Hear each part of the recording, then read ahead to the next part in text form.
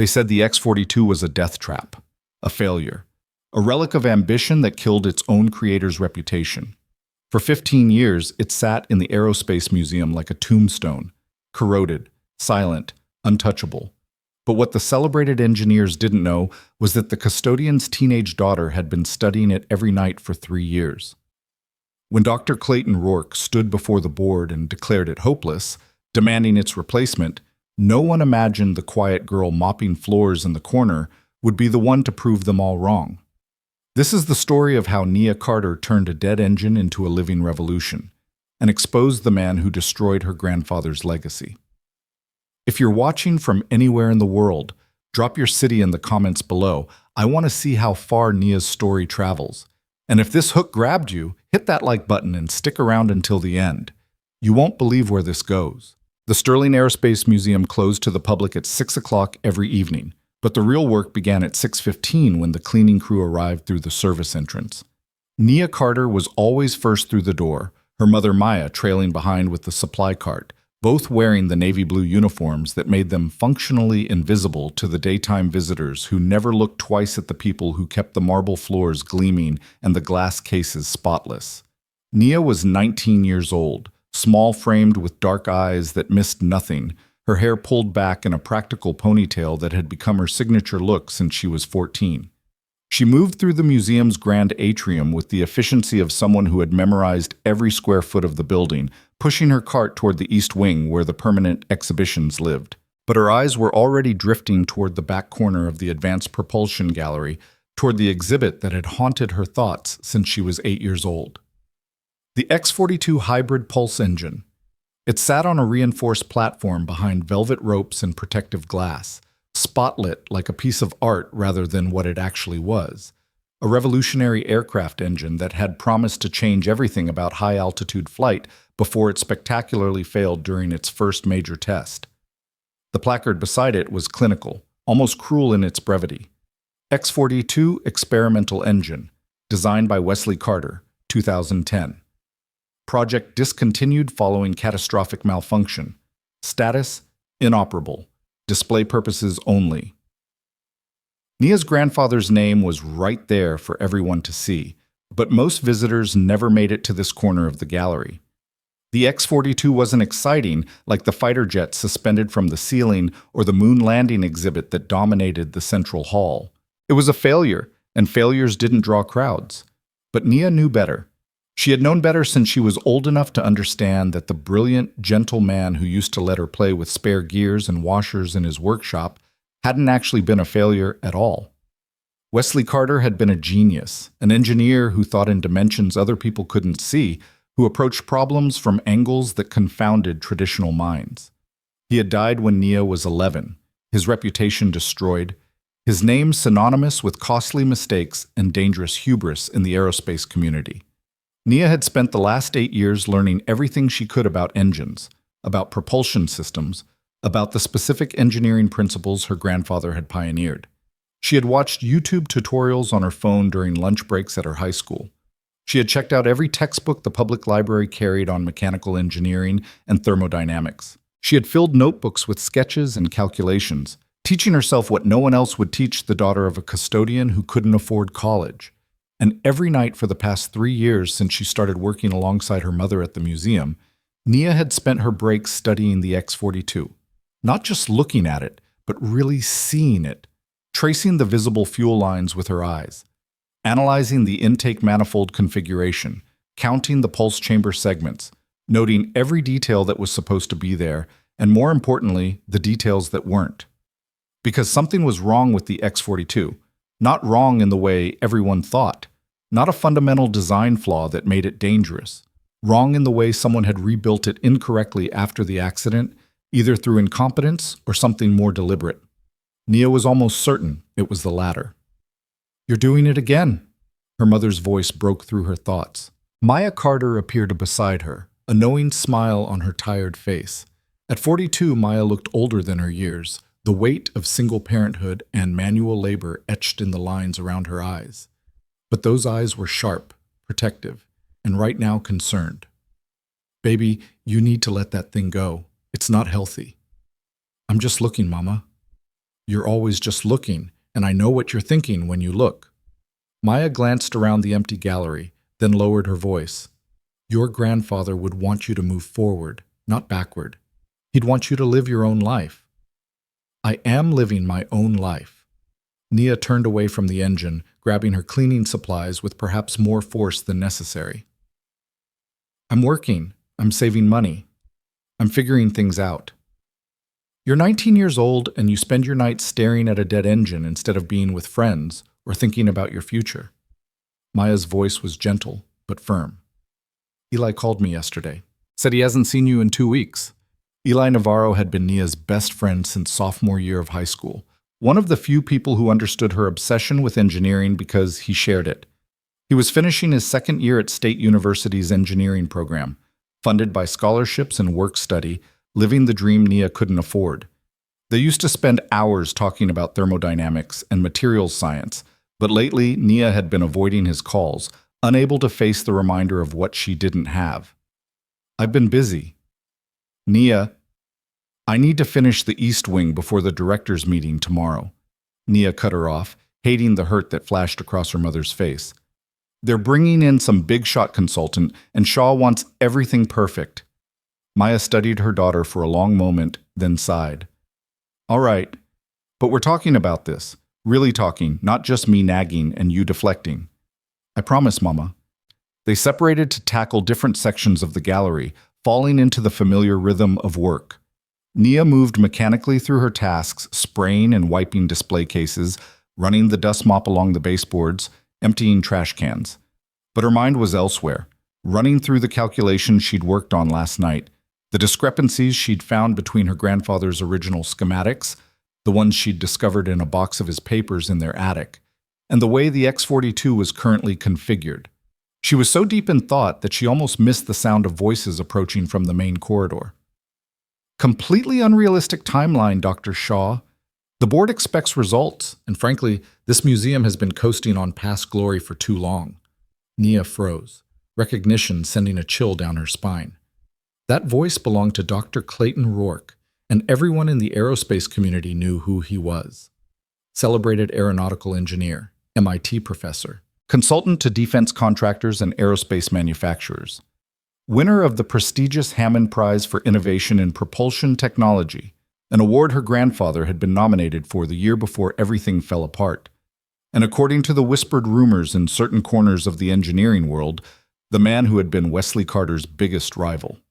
Nia quickly pushed her cart behind a display column, not quite hiding but making herself less visible. Her mother shot her a warning look from across the gallery but didn't call her out. I understand the board's concerns, Dr. Rourke, came the measured reply of Dr. Evelyn Shaw, the museum's director.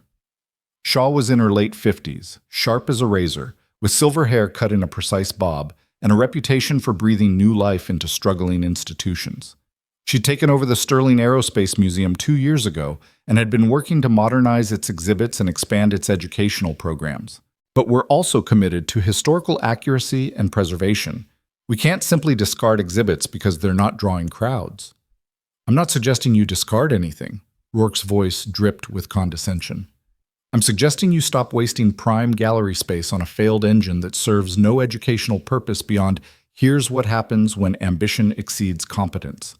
Replace it with the Mercer turbine, a proven design, an actual success story, something that might inspire young people instead of depressing them. They emerged into the Advanced Propulsion Gallery, and Nia got her first clear look at Clayton Rourke in person. He was tall, probably in his early 60s, with distinguished gray hair and the kind of expensive suit that announced success. He carried himself with the absolute confidence of someone who had never been told he was wrong and wouldn't believe it if someone tried. Dr. Shaw was a head shorter, dressed in a practical blazer and slacks, her expression neutral, but her eyes calculating. The X-42 is part of this museum's history. It was a locally designed and built engine created by a member of this community, a member of the community who nearly killed 3 test pilots and set aerospace research back 5 years with his reckless shortcuts and untested theories. Rourke stopped directly in front of the X-42, his lip curling slightly. Wesley Carter was a tinkerer playing at engineering, and this monstrosity is the proof. Nia's hands clenched around her spray bottle so hard the plastic cracked. "That's a harsh assessment," Shaw said carefully. "It's an accurate assessment. I was on the safety review board that investigated the accident, Dr. Shaw. I read every report, analyzed every component failure. The X-42 wasn't just flawed, it was dangerous from conception.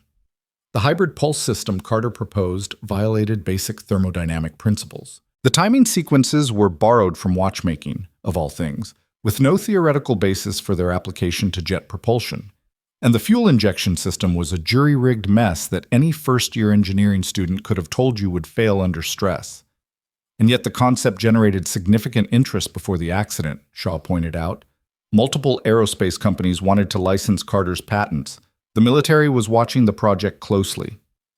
Because Carter was an excellent salesman, he could spin technical jargon into poetic visions of the future.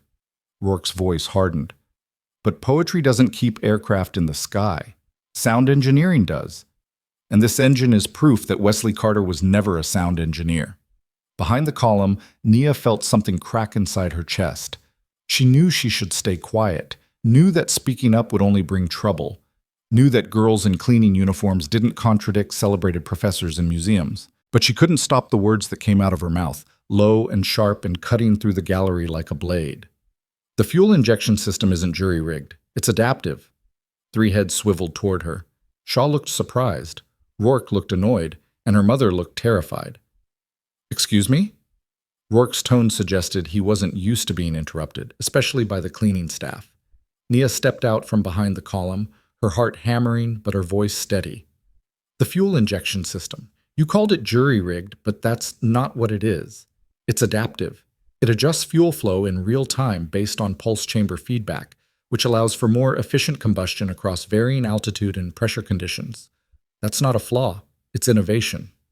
Rourke stared at her like she'd suddenly started speaking in ancient Greek. "Young lady, I don't know where you picked up those terms, but this is a private conversation about complex engineering matters that require years of education to understand. The timing sequences aren't arbitrary either," Nia continued, her fear transforming into something sharper, something that felt like her grandfather's memory demanding to be defended. "They're based on harmonic oscillation patterns that maximize pulse efficiency while minimizing stress fractures in the chamber walls. And the hybrid system doesn't violate thermodynamic principles. It applies them in a nonlinear cascade that traditional sequential combustion can't achieve." Shaw was now looking at Nia with open fascination. "And you know this how, exactly?" "Because I've been studying this engine for 3 years. Every schematic, every test report, every theoretical paper, and because—" Nia hesitated, then pushed forward. "Because Wesley Carter was my grandfather." The silence that followed was deafening. Rourke recovered first, his expression shifting from annoyed to something darker, more calculating. "I see. So this is personal grudge disguised as engineering expertise. Dr. Shaw, I think we're done here. This conversation is clearly no longer private.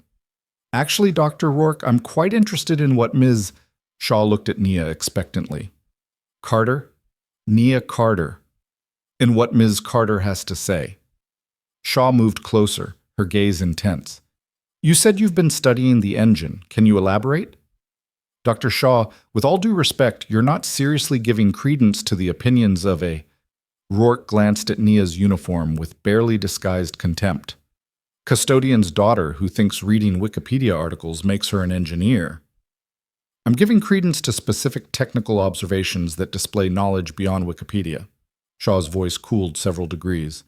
"Ms. Carter, please continue." Nia felt her mother's presence beside her now, a protective hand on her shoulder, but Maya didn't pull her away. "The engine as it sits right now isn't built to my grandfather's original specifications," Nia said, choosing her words carefully. "The fuel line routing is wrong. It should follow the secondary coolant path, not the primary. The pulse chamber timing is off by approximately 15 milliseconds, which would create destructive interference instead of amplification. And the intake manifold has been modified with standard commercial parts instead of the custom-machined components the design requires." "That's preposterous," Rourke scoffed.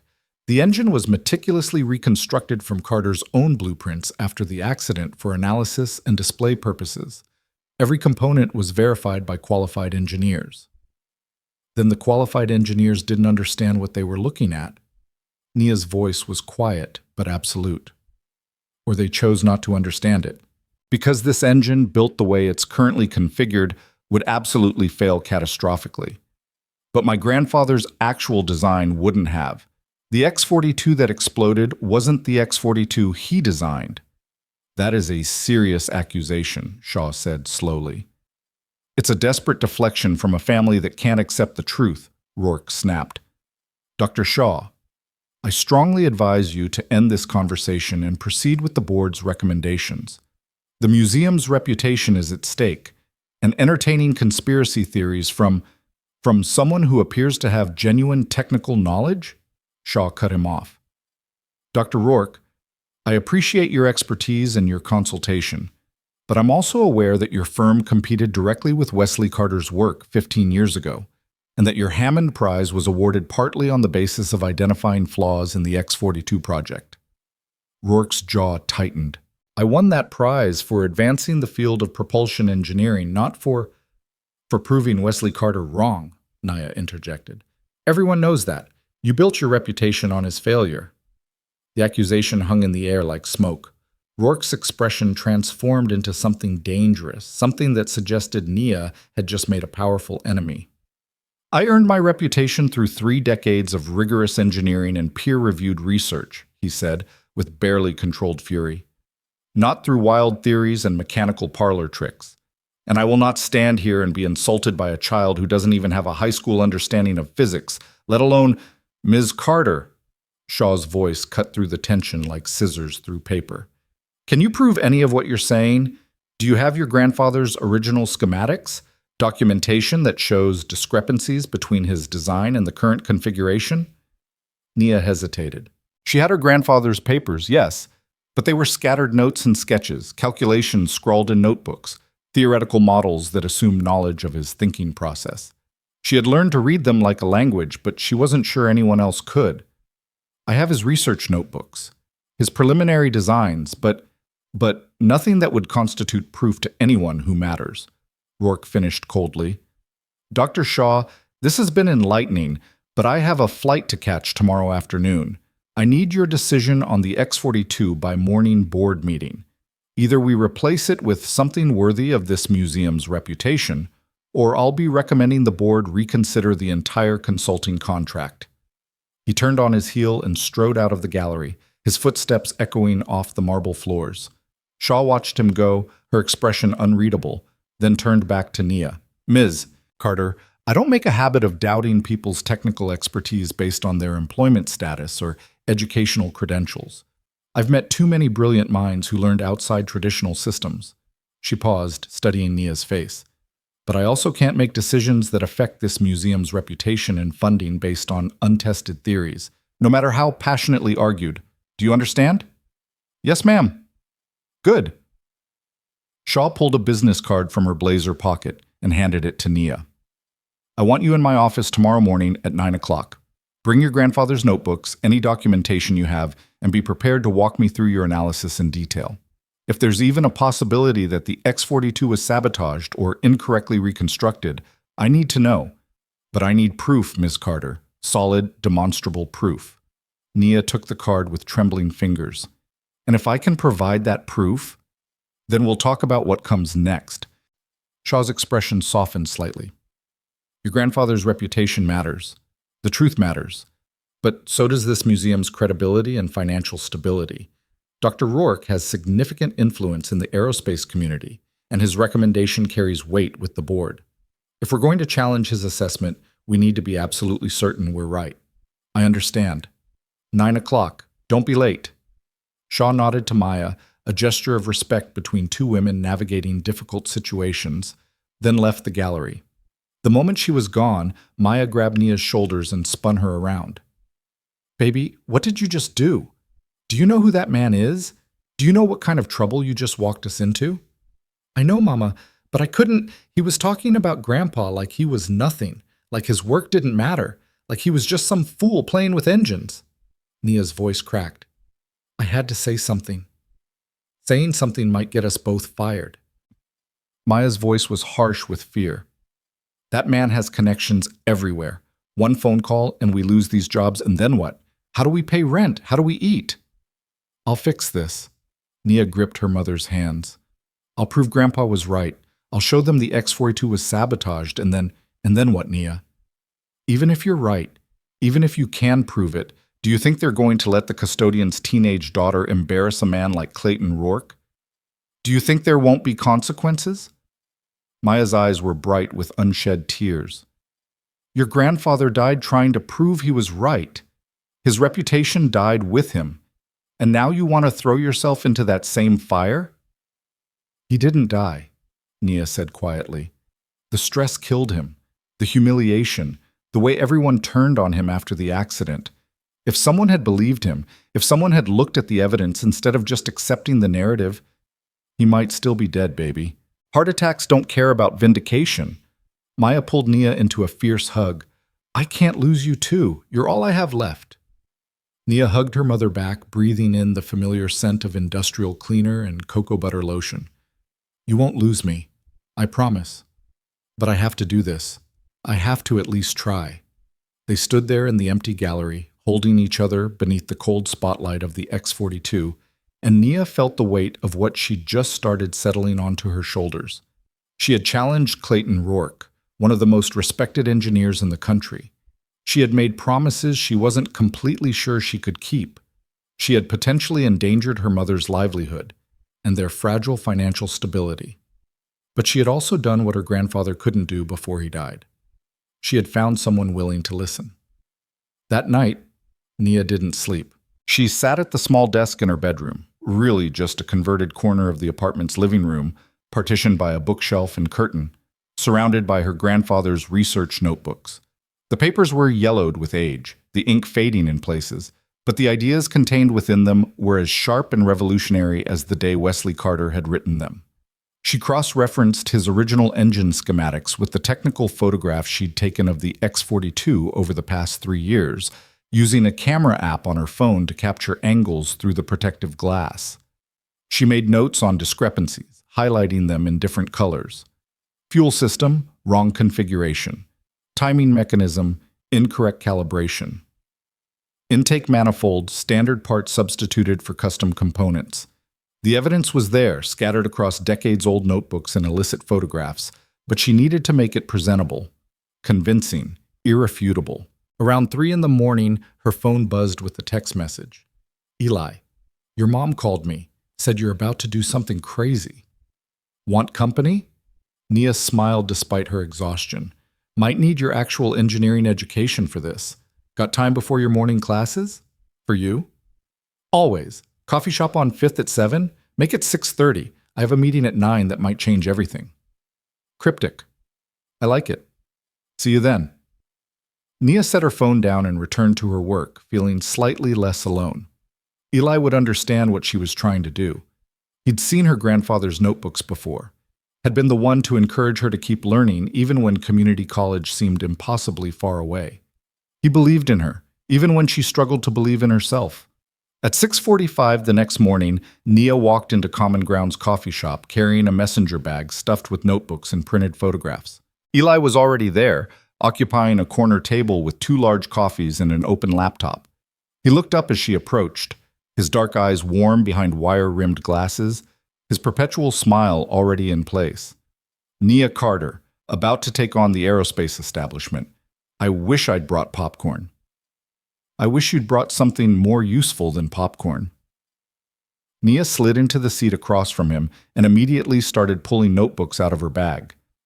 I need help organizing this evidence into something that looks professional. Dr. Shaw wants proof, and right now all I have is my grandfather's sketches and my own observations. Eli's expression sobered as he looked at the materials Nia spread across the table. Okay, walk me through it. Walk me. What exactly are you trying to prove? For the next hour, Nia explained everything. Her analysis of the X-42's current configuration, the discrepancies with Wesley Carter's original designs, her theory that someone had deliberately rebuilt the engine incorrectly, either to ensure it remained inoperable or to support the narrative of fatal design flaws. Eli listened intently, occasionally asking technical questions or requesting clarification on specific components. So you're saying this isn't just about bad reconstruction or incompetent engineers, he said slowly. You're saying someone actively sabotaged your grandfather's engine to make him look like a fraud. I'm saying the evidence suggests that possibility. Nia pulled out a photograph showing the X-42's fuel line configuration. Look at this routing. There's no way anyone with actual aerospace experience would run fuel lines this way unless they were deliberately trying to create a failure point. But proving deliberate sabotage means proving intent, which means identifying who had motive and opportunity. Eli ran his hand through his black hair, a nervous habit from their high school days. Nia, you know who the prime suspect would be in that scenario, right? Clayton Rourke. Nia said the name flatly. He competed with my grandfather for contracts. He was on the safety review board after the accident. He won a prestigious prize partly by identifying flaws in the X-42 project, and now he's trying to get the engine removed from the museum. And you confronted him last night. Eli's voice was carefully neutral. In front of the museum director. I defended my grandfather's work. That's not the same as Nia. Eli reached across the table and grabbed her hand. I'm not saying you were wrong. I'm saying you need to understand what you're walking into. If Clayton Rourke really did sabotage that engine, he spent 15 years building his reputation on that sabotage. He's not going to let some 19-year-old girl unravel everything without fighting back. And he has resources you don't. I have the truth. The truth matters less than you think when the other side has money, connections, and lawyers. Eli squeezed her hand. I'm with you, okay? Whatever you need, I'm here. But I need you to go into this with your eyes open. Nia met his gaze and saw the genuine concern there, the worry of a friend who had already watched her sacrifice too much to her grandfather's memory. I know it's dangerous. I know it could blow up in my face. But if I don't try, if I just let them erase his work and his name, then what was the point of any of it? Why did I spend 3 years learning engineering from YouTube videos?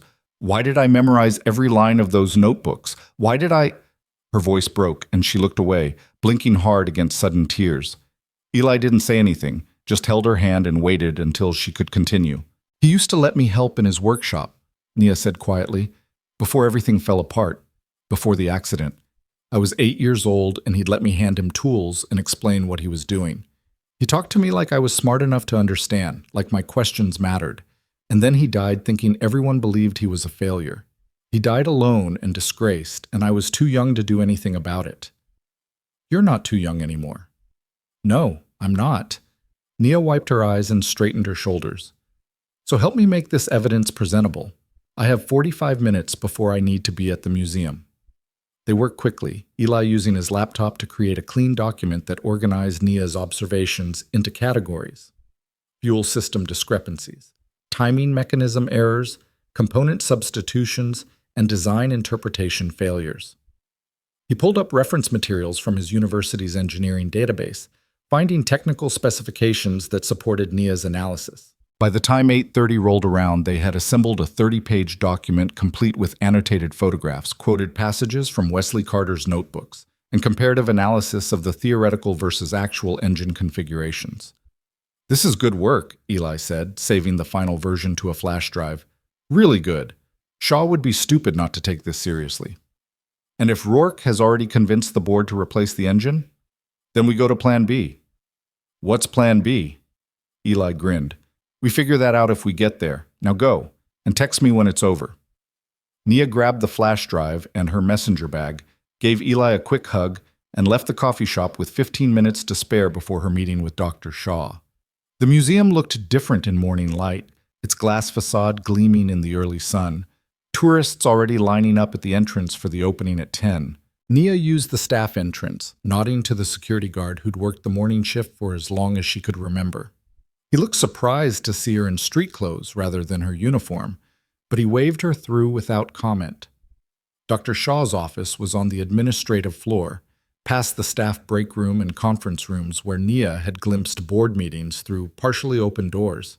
She'd never been up here before, had never had reason to navigate these corridors where the museum's real business happened.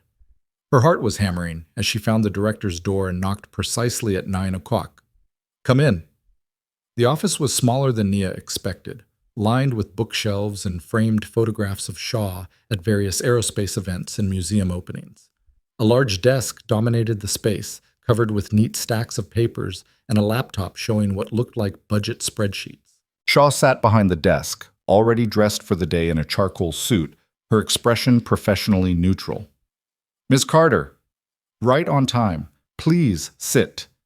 Nia sat in one of the chairs facing the desk, her messenger bag clutched in her lap like a shield. "Thank you for seeing me, Dr. Shaw." "Thank you for coming. I'll be honest, I wasn't entirely sure you would."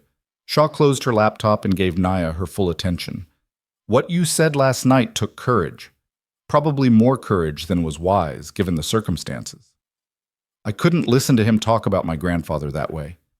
I understand. Family loyalty is admirable, but it can also cloud judgment." Shaw leaned forward slightly. "Before we begin, I need to know something. Are you approaching this as Wesley Carter's granddaughter who wants to defend his memory, or as someone who genuinely believes she's identified technical errors that need correction?" "Both," Nia said honestly.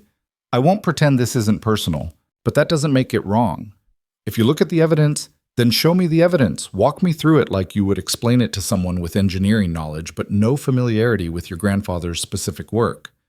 Nia opened her messenger bag and pulled out the notebooks, the photographs, and the flash drive Eli had prepared.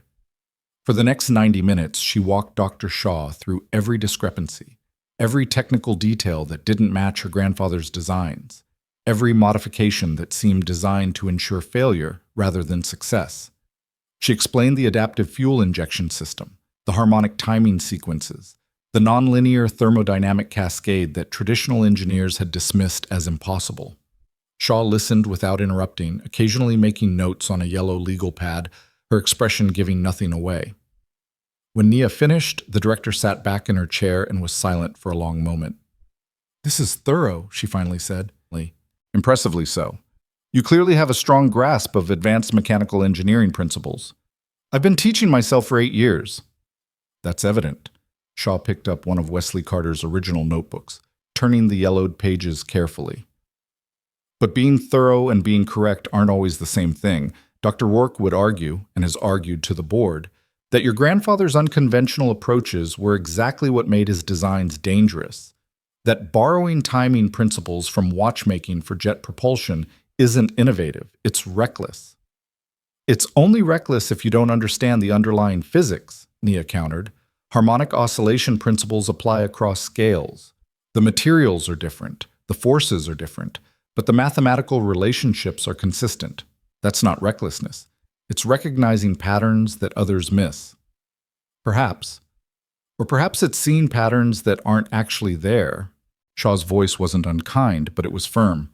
"Ms. Carter, I want you to understand something. Even if everything you're saying is technically accurate, even if the X-42 was rebuilt incorrectly and your grandfather's original design would have worked, that doesn't prove sabotage. It could be simple error, misinterpretation. Well-meaning engineers who didn't fully grasp an unconventional design. I understand that, but there's also the political reality." Shaw set down the notebook. "Clayton Rourke is a consultant hired specifically to advise on modernizing this museum's exhibits. The board trusts his judgment. If I challenge him based on the technical analysis of a 19-year-old with no formal credentials—" "You mean a custodian's daughter?" The words came out sharper than Nia intended. "That's what Rourke called me. That's what everyone will call me. The girl who mops floors who thinks she knows better than MIT professors." Shaw's expression flickered with something that might have been sympathy. "Yes, that's exactly what they'll call you. And that's exactly why this is so difficult. I believe you're intelligent, Nia. I believe you've done serious work here. But belief isn't enough when millions of dollars in funding and the museum's reputation are at stake." Nia felt something breaking inside her chest, the last fragile hope that someone in power might actually listen crumbling into dust. "So that's it? You're going to replace the engine. Let Rourke win. Let my grandfather stay disgraced." "I didn't say that." Shaw stood up and walked to her office window, looking out over the museum's sculpture garden. I'm saying this needs to be handled carefully, strategically. If we're going to challenge Rourke's assessment, we need more than technical arguments. We need to make this about the museum's mission, preservation of history, accuracy in presenting that history, commitment to thorough investigation before making permanent decisions. She turned back to face Naya. I'm going to propose something to the board at this morning's meeting, a compromise. We don't replace the X-42 immediately. Instead, we authorize a comprehensive technical review of the engine's current configuration versus the original design specifications. Independent assessment, properly credentialed engineers, full documentation. If that review confirms your analysis, then we have grounds to restore the engine to its correct specifications and potentially reopen the investigation into the original accident. And if Rourke refuses, if he pushes the board to reject the compromise, then we'll know exactly where he stands. Shaw's smile was sharp. And why he might not want anyone looking too closely at how the X-42 was reconstructed after your grandfather's death. For the first time since entering the office, Nia felt a spark of genuine hope. You think he did sabotage it? You believe me? I think there are questions that deserve answers, Shaw corrected carefully. And I think anyone who pushes too hard against asking those questions might have something to hide. But Nia, she held up a hand as Naya started to speak. This process will take time, months possibly. And during that time, you need to be patient. No more confrontations with Rourke. No speaking to the press or posting on social media about this. If we're going to do this right, we do it quietly and methodically until we have absolute proof. I can do that. Good. Now there's something else we need to discuss. Shaw returned to her desk and pulled a document from one of the neat stacks. Your mother works here. Your job here is how you support yourself. If this situation becomes contentious, and it very likely will, there could be pressure to terminate your family's employment. I want you prepared for that possibility. The hope guttered like a candle in wind. You mean you might have to fire us to protect the museum? I mean, Dr. Rourke might demand it as a condition of continued consultation, and the board might agree to avoid conflict. I'll fight that if it happens, but I can't guarantee success. Shaw's expression softened. I'm sorry. I wish I could promise everything will work out cleanly, but this is going to get messy, Nia. People are going to question your motives, your qualifications, your right to even have opinions about this. Are you sure you want to put yourself and your mother through that? Nia thought about her grandfather, about the way he'd looked in those last years before his heart attack, the defeat that had settled into his shoulders, the way he'd stopped talking about engines and innovation and the future. She thought about the X-42 sitting in that gallery, labeled a failure, her grandfather's name forever linked to disaster and incompetence. She thought about spending the rest of her life knowing she'd had a chance to change that narrative and had walked away. I'm sure, she said quietly. Whatever it takes, I'm sure. Shaw studied her for a long moment, then nodded. All right, then let's see this through together. The board meeting starts at 10. Wait here. I'll send for you if I need you to present your findings directly. Nia waited in a small conference room down the hall, her phone clutched in her hands, replaying the conversation with Shaw over and over in her mind. She texted Eli an update, trying to sound more confident than she felt. She checked the time obsessively, watching the minutes crawl toward 10 o'clock, then past it, into territory where board meetings became decisions that couldn't be undone. At 11:47, Dr. Shaw appeared in the doorway. Her expression was carefully controlled, but Naya could read the tension in her shoulders. The board has agreed to my proposal, Shaw said without preamble. We're authorizing a technical review of the X-42 to be completed within 60 days. Dr. Rourke opposed the decision, but he was outvoted. However, she paused and Naya braced herself. He's made it clear he considers this a waste of resources and has suggested that any findings from the review be subject to his expert oversight before being made public. So he gets to control the narrative even if we find proof. So he thinks he does. But I've already retained Dr. Arjun Mehta, an independent propulsion specialist with no connection to either your grandfather or Dr. Rourke, to lead the review. Whatever he finds will be documented and presented to the full board, with or without Rourke's approval. Shaw's smile was grim. You've bought us 2 months, Ms. Carter. Make them count. 2 months. 60 days to prove that her grandfather had been right, that his work had been deliberately undermined, that 15 years of disgrace and defeat could be transformed into vindication. 60 days to face down Clayton Rourke and everything he represented: power, prestige, the entrenched belief that some people's voices mattered more than others. 60 days to either save her family's legacy or destroy what little stability she and her mother still had. As Nia left the museum, stepping out into the bright morning sun with her messenger bag full of her grandfather's dreams and her own determination, she knew with absolute certainty that nothing would ever be the same again. The battle for the X-42, and for Wesley Carter's name, had truly begun. The 60 days that followed felt like living inside a pressure cooker with the heat steadily climbing. Nia returned to her custodial duties with a strange new awareness that everything had changed and nothing had changed simultaneously. She still pushed the same cleaning cart through the same galleries, still wore the same Navy uniform that rendered her invisible to most visitors, still spent her breaks studying the X-42 through its protective glass. But now she knew that somewhere in the museum's administrative offices, Dr. Arjun Mehta was conducting a formal technical review that could vindicate her grandfather or confirm his disgrace forever. The not knowing was excruciating. "You're wearing a hole in that floor," her mother commented one evening as they worked through the advanced propulsion gallery. Maya had been watching Nia pace in front of the X-42 for the past 10 minutes, her mop forgotten, her attention fixed on the engine like she could will it to reveal its secrets through sheer concentration. "Baby, you need to breathe. You need to trust the process." "The process is taking forever," Nia muttered, but she picked up her mop and returned to work. They'd been lucky so far. Neither of them had been fired, though Nia was acutely aware of the museum's assistant director watching them more closely than usual, his disapproval obvious even when unspoken. Clayton Rourke's influence might not have gotten them terminated, but it had definitely put them under scrutiny. Dr. Shaw said 60 days. It's only been 19. Maya moved to Nia's side, her voice dropping to a near whisper, even though they were alone in the gallery. "And you need to be careful. I heard the assistant director telling someone that Rourke called twice this week asking about the custodial situation. That man wants you gone, Nia. He wants us both gone. Then he's going to be disappointed." But Nia's bravado felt hollow.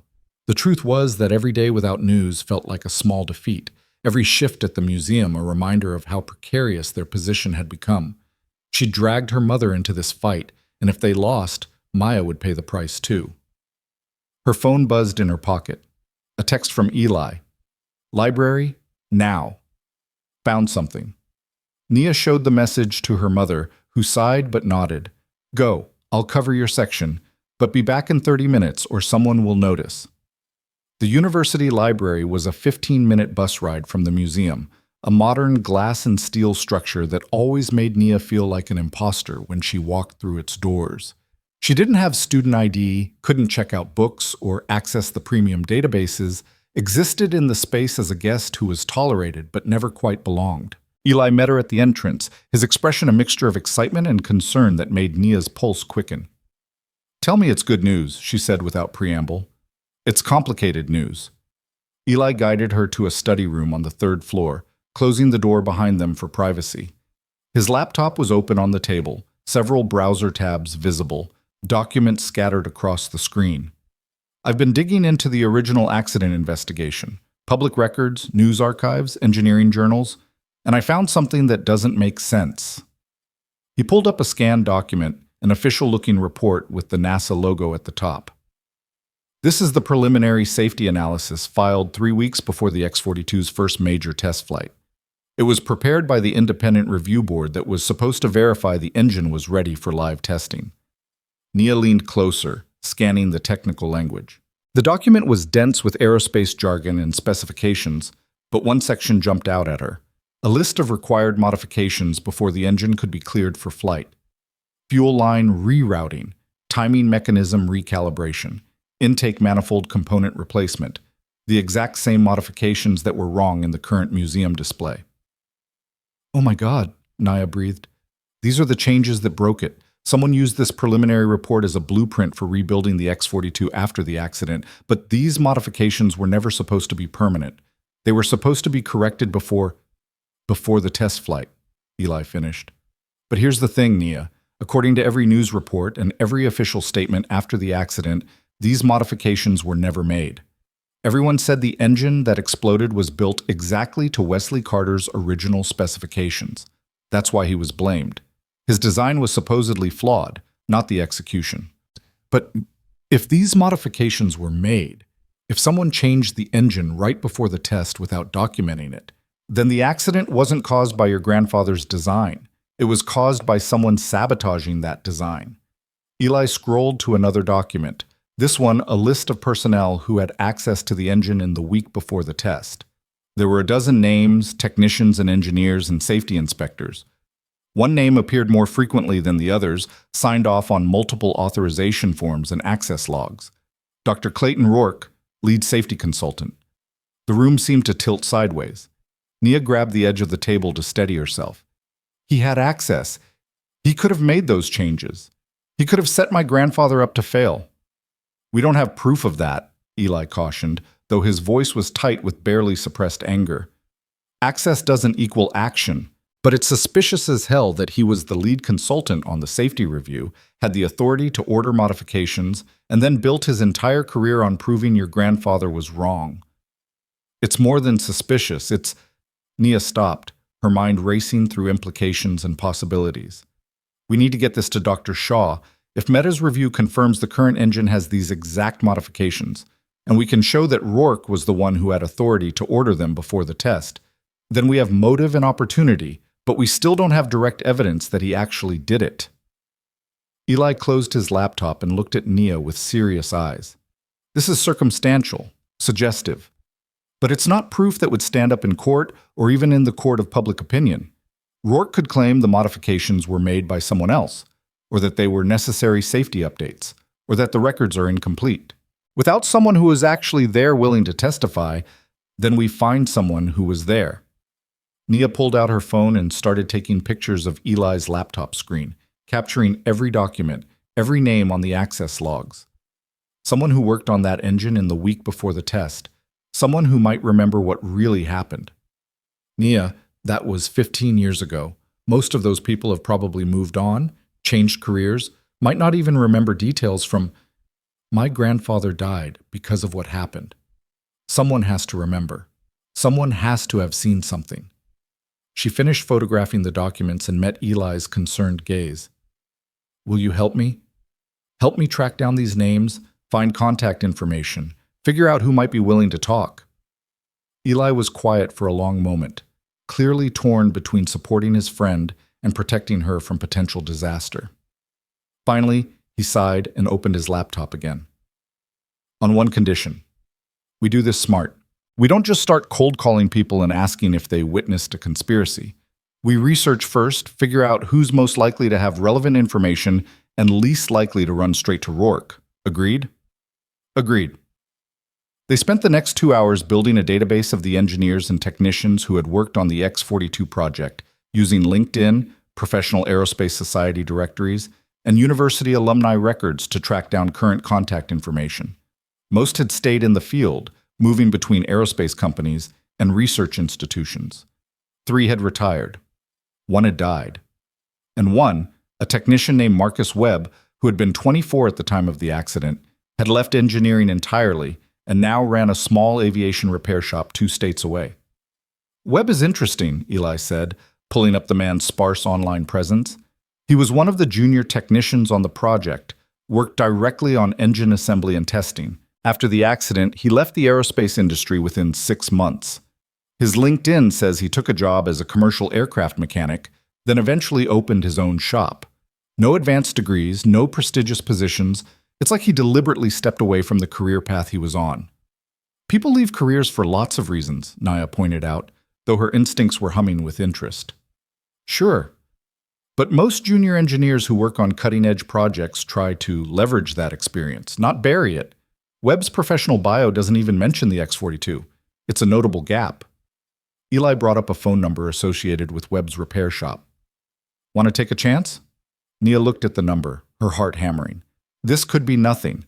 Webb could refuse to talk or have nothing useful to say, or, worst case scenario, be loyal to Rourke and report the inquiry immediately. But doing nothing meant waiting for Mehta's review without any additional ammunition, hoping that technical evidence alone would be enough to overcome Rourke's influence. "Let me try," she said, pulling out her phone before she could second-guess the decision. The phone rang 4 times before a gruff voice answered. "Webb Aviation Repair, Marcus speaking." "Mr. Webb, my name is Nia Carter. I'm calling about the X-42 project you worked on 15 years ago. I know this is out of the blue, but I have some questions about what happened before the test flight accident, and I was hoping—" "Who gave you this number?" Webb's voice had gone cold and sharp. "I don't talk about that project. Not to journalists, not to researchers, not to anyone. Whatever you're looking for, you won't find it here. Please, just listen for a minute. My grandfather was Wesley Carter. He designed the X-42. He died believing everyone thought he was a fraud and a failure. But I've been studying the engine, and I think someone sabotaged it. I think someone made modifications right before the test that were designed to make it fail." Silence on the other end of the line, stretching so long Nia thought Webb had hung up. Then quietly, "Why are you calling me about this?" "Because your name is on the access logs from the week before the test. Because you left the aerospace industry right after the accident. Because," Nia took a breath, "because I think you might have seen something that didn't sit right with you, and I'm hoping you'll tell me what it was." Another long silence. Then, "I can't talk about this on the phone. And I can't promise I'll talk about it at all, but if you want to drive out here, if this matters enough to you to make that trip, then we'll see." He gave her an address and hung up before Nia could respond. She stared at her phone, adrenaline and apprehension warring in her chest. "He'll talk," Eli said, reading her expression. "He wouldn't have given you the address if he wasn't at least considering it. When do we leave?" "We?" Nia looked at her friend. "Eli, you don't have to— 2-state road trip to interview a potential witness in a 15-year-old conspiracy? Are you kidding? I'm absolutely coming." He grinned, though there was seriousness beneath the humor. "Besides, you shouldn't do this alone. When someone's carrying weight this heavy, they need backup." 3 days later, Nia and Eli were driving through rural countryside in Eli's ancient Honda Civic, following GPS directions to Webb Aviation Repair.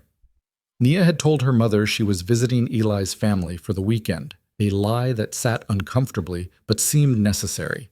Maya was already stressed enough without knowing her daughter was chasing conspiracy theories across state lines. The repair shop was tucked behind a small regional airport, a weathered hangar with Webb Aviation painted in fading letters above the main door. A handful of small aircraft were parked on the tarmac, and the sound of power tools echoed from inside the hangar. Nia and Eli exchanged glances, then headed for the open bay door. Marcus Webb was under the wing of a Cessna, his hands buried in an access panel when they found him. He was in his early 40s now, built solid and practical, with grease-stained hands and the kind of weathered face that came from years of outdoor work. He glanced up as they approached, his expression unreadable. "You're the Carter girl." "Nia. And this is my friend Eli Navarro. Thank you for agreeing to see us." Webb wiped his hands on a rag and gestured toward a small office attached to the hangar. "Let's talk in there, and understand something up front. I don't know what you're expecting to hear, but I'm not interested in getting dragged into any kind of public fight. I left that world behind for good reasons." The office was cramped and cluttered, filled with parts catalogs and maintenance logs, a single desk covered in paperwork. Webb cleared 2 folding chairs for them and remained standing himself, arms crossed, posture defensive. "Tell me what you think happened," he said without preamble. "To the X-42. Nia laid out her analysis, explaining the discrepancies between her grandfather's designs and the current museum configuration, the modifications listed in the preliminary safety report, the fact that those modifications matched the problems with the engine. Webb listened without expression, occasionally nodding but offering no commentary. When she finished, he was quiet for a long moment. Then, "You're right about the modifications. They were made. I watched them being made." The words hung in the air like a detonation. Eli leaned forward. "You witnessed someone changing the engine configuration before the test?" I witnessed Dr. Rourke ordering changes. He said they were required safety updates, that the review board had flagged issues that needed immediate correction before we could proceed with testing. Webb's voice was flat, carefully controlled. I was 24 years old, a junior technician who'd been in the field for less than 2 years. When a senior consultant with MIT credentials tells you something needs to be done for safety reasons, you don't question it. You do the work. What exactly did he order changed? Nia's pulse was racing so fast she could barely breathe. Fuel line rerouting, said the original configuration created unacceptable fire risk. Timing mechanism recalibration, claimed the harmonic sequences were untested and needed to be adjusted to standard intervals. Intake manifold component replacement, argued that Wesley's custom parts didn't meet aerospace certification standards. Webb's expression darkened. I did the work myself, along with 2 other technicians. It took us 3 days working overtime. Rourke supervised personally, checked every modification, signed off on everything. Did my grandfather know? Did anyone tell him the engine had been modified? That's the thing that never sat right with me. Webb finally moved, pacing to the small office window and staring out at the tarmac. Rourke said he'd brief Wesley personally, that it was a consultant-to-designer conversation that didn't need technician involvement. But the day before the test, I overheard Wesley talking to one of the other engineers. He was excited, confident, talking about how the engine was built exactly to his specifications, how everything was aligned perfectly. He didn't sound like someone who knew his design had been gutted. Because he didn't know, Nia said quietly. Rourke never told him. He modified the engine in ways guaranteed to cause failure, then let my grandfather walk into that test thinking everything was fine. I don't have proof of that. Webb turned back to face them, his expression pained. I have what I saw and what I heard, but I don't have documentation. Rourke was careful. All the modification orders were verbal. All the authorization was done through channels he controlled. After the accident, when the investigation started, those modifications weren't in any of the official records. It was like they never happened. But they did happen, Eli insisted. You're a witness. You could testify that Rourke ordered changes to the engine that weren't disclosed to the designer. Testify to who? In what venue? Webb's laugh was bitter. I was a nobody. Rourke was a celebrated consultant. When the accident investigation concluded that Wesley Carter's design was fundamentally flawed, who do you think people would believe? The young technician claiming conspiracy, or the MIT professor with decades of credibility? Is that why you left the aerospace industry? Nia asked. Webb's silence was answer enough. Finally, he said, I couldn't keep working in a field where I'd watched someone destroy another man's career and potentially cause deaths through deliberate sabotage. I couldn't look at those engines anymore without seeing Wesley Carter's face when they wheeled him into that hearing, when the board told him his design had killed the test program and endangered lives. He looked broken. And I knew it wasn't his fault, and I did nothing. His voice cracked on the last words. Nia felt something fierce and painful twist in her chest. Vindication mixed with rage, mixed with grief for the man who had carried this guilt for 15 years. It's not too late, she said. Dr. Shaw, the museum director, has authorized an independent review of the X-42. Dr. Arjun Mehta is leading it.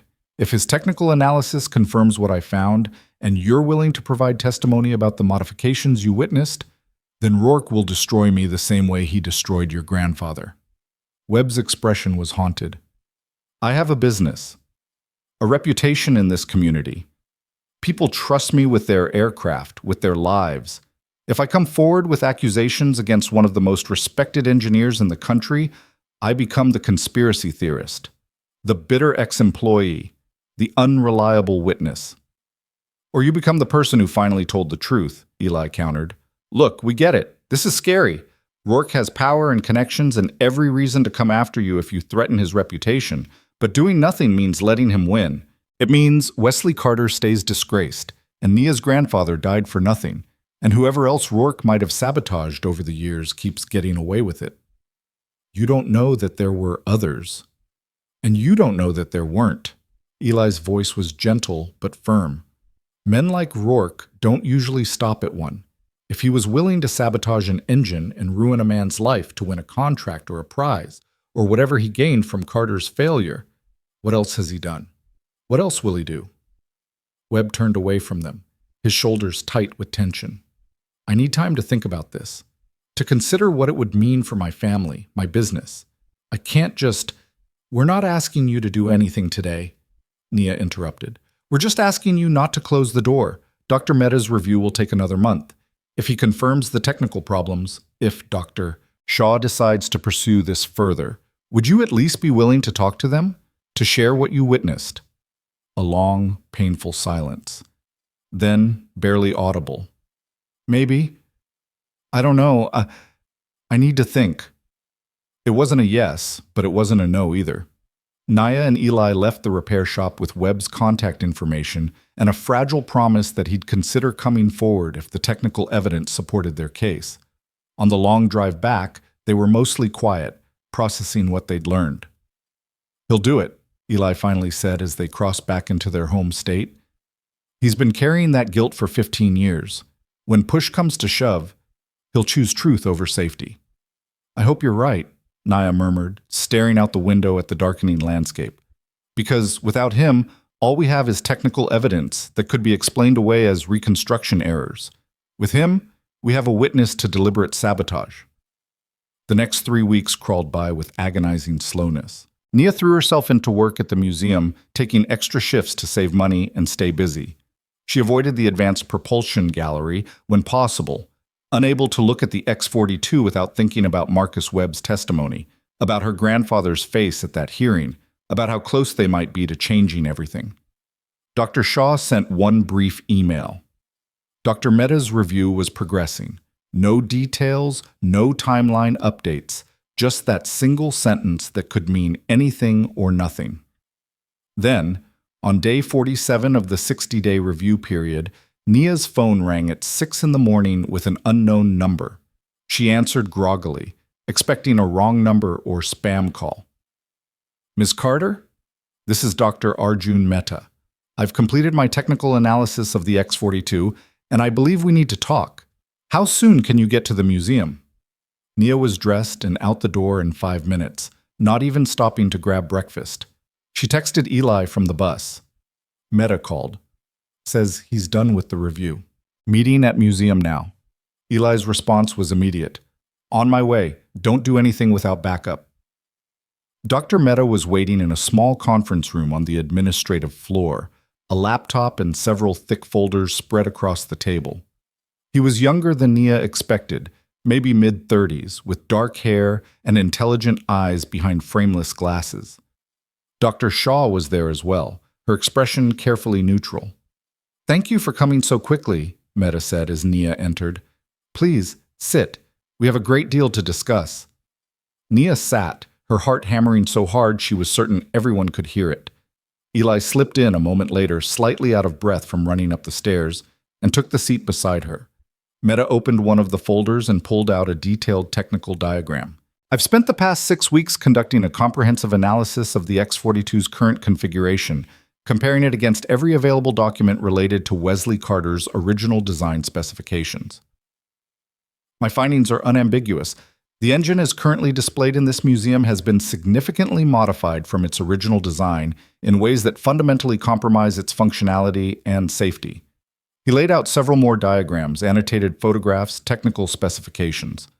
The fuel line routing is incorrect, creating potential vapor lock conditions. The timing mechanism has been recalibrated away from the harmonic sequences Carter specified, eliminating the efficiency advantages his design was supposed to provide.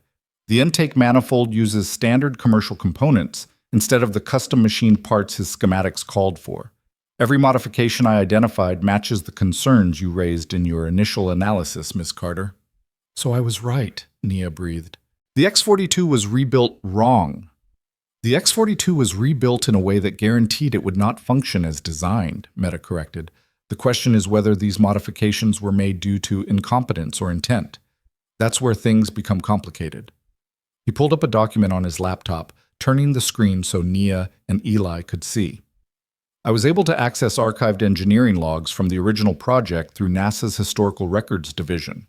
According to these logs, Significant modifications were made to the X-42 in the 72 hours before its first major test flight. The modifications match exactly what I found wrong with the current museum display. Who authorized those modifications? Shaw asked, though her tone suggested she already knew the answer.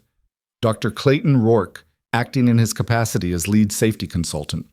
Meta's expression was grim.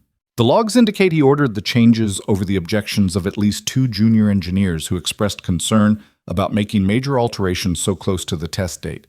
But Rourke had authority from the review board, and his orders were followed. Did Wesley Carter know? The question came out smaller than Nia intended, her throat tight with emotion. There's no documentation suggesting he was informed.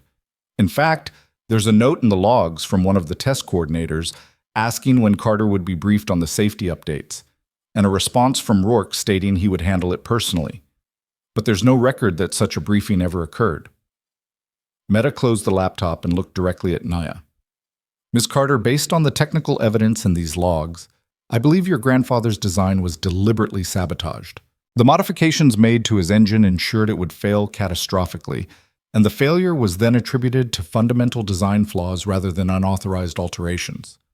The words Nia had been fighting for, hoping for, dreaming about for 8 years, and they still hit like a physical blow. She felt Eli's hand on her shoulder, grounding her, keeping her from floating away into vindication and rage and grief all tangled together. What do we do now? She managed to ask. Shaw and Meta exchanged glances. That's a more complex question than you might think, Shaw said carefully. We have technical evidence of sabotage and documentation suggesting deliberate concealment. What we don't have is direct testimony from anyone who witnessed Rourke's actions or can speak to his intent. We might, Eli interjected. He looked at Nia, seeking permission, and she nodded. We found one of the technicians who worked on the X-42, Marcus Webb. He says he personally performed the modifications under Rourke's direct orders, and that Rourke told him not to discuss the changes with Wesley Carter. Meta leaned forward intently. Would this technician be willing to provide formal testimony? To go on record with what he witnessed? He's considering it. He's scared. Rourke could destroy his reputation and his business. But he's thinking about it. Nia pulled out her phone and showed them the contact information. If you called him officially, as part of this investigation, he might be more willing to participate. I can do that, Meta said. In fact, I should do that regardless. If there's a witness to these events, their testimony needs to be part of the official record. He took down Webb's information, his expression thoughtful. Dr. Shaw, given these findings, I recommend we present this report to the board immediately and call for a formal investigation into the original accident. The board meeting is scheduled for next week, Shaw replied. Dr. Rourke will be attending. He's been pushing for a final decision on replacing the X-42. This will be our opportunity to present the evidence and force a reckoning. She looked at Nia with something that might have been respect. Ms. Carter, I'll need you present at that meeting. The board will want to hear directly from you about how this investigation started and why you believed your grandfather was wrongly accused. Rourke will be there, Nia said flatly. He'll try to discredit everything, discredit me. Almost certainly, which is why we need to be prepared with irrefutable evidence and professional testimony. Shaw's smile was sharp. He's used to controlling the narrative, used to his authority being unquestioned. He's not prepared for someone who's done the work to challenge him properly. They spent the next hour reviewing Mehta's complete findings, discussing presentation strategy for the board meeting, planning for various scenarios and counter-arguments Rourke might deploy. By the time Nia left the museum, the sun was high and bright, and she felt like she'd lived an entire lifetime in a single morning. Eli walked with her to the bus stop, neither of them speaking until they were away from the museum's glass walls and potential listeners. This is really happening, he finally said. You're really going to stand in front of the board and accuse Clayton Rourke of sabotage. I'm going to present evidence that speaks for itself, Nia corrected, though her hands were shaking. Meta's analysis, the engineering logs, hopefully Webb's testimony. The truth will speak for itself. The truth still needs someone brave enough to speak it out loud. Eli bumped her shoulder gently. You're that person, Nia. You've always been that person. Your grandfather would be proud. Nia blinked against sudden tears. I hope so. I hope. Her voice broke, and Eli pulled her into a hug right there on the sidewalk, letting her cry against his shoulder while buses rumbled past and pedestrians navigated around them. She cried for her grandfather, who never got to see this moment. She cried for Marcus Webb, who had carried guilt for 15 years.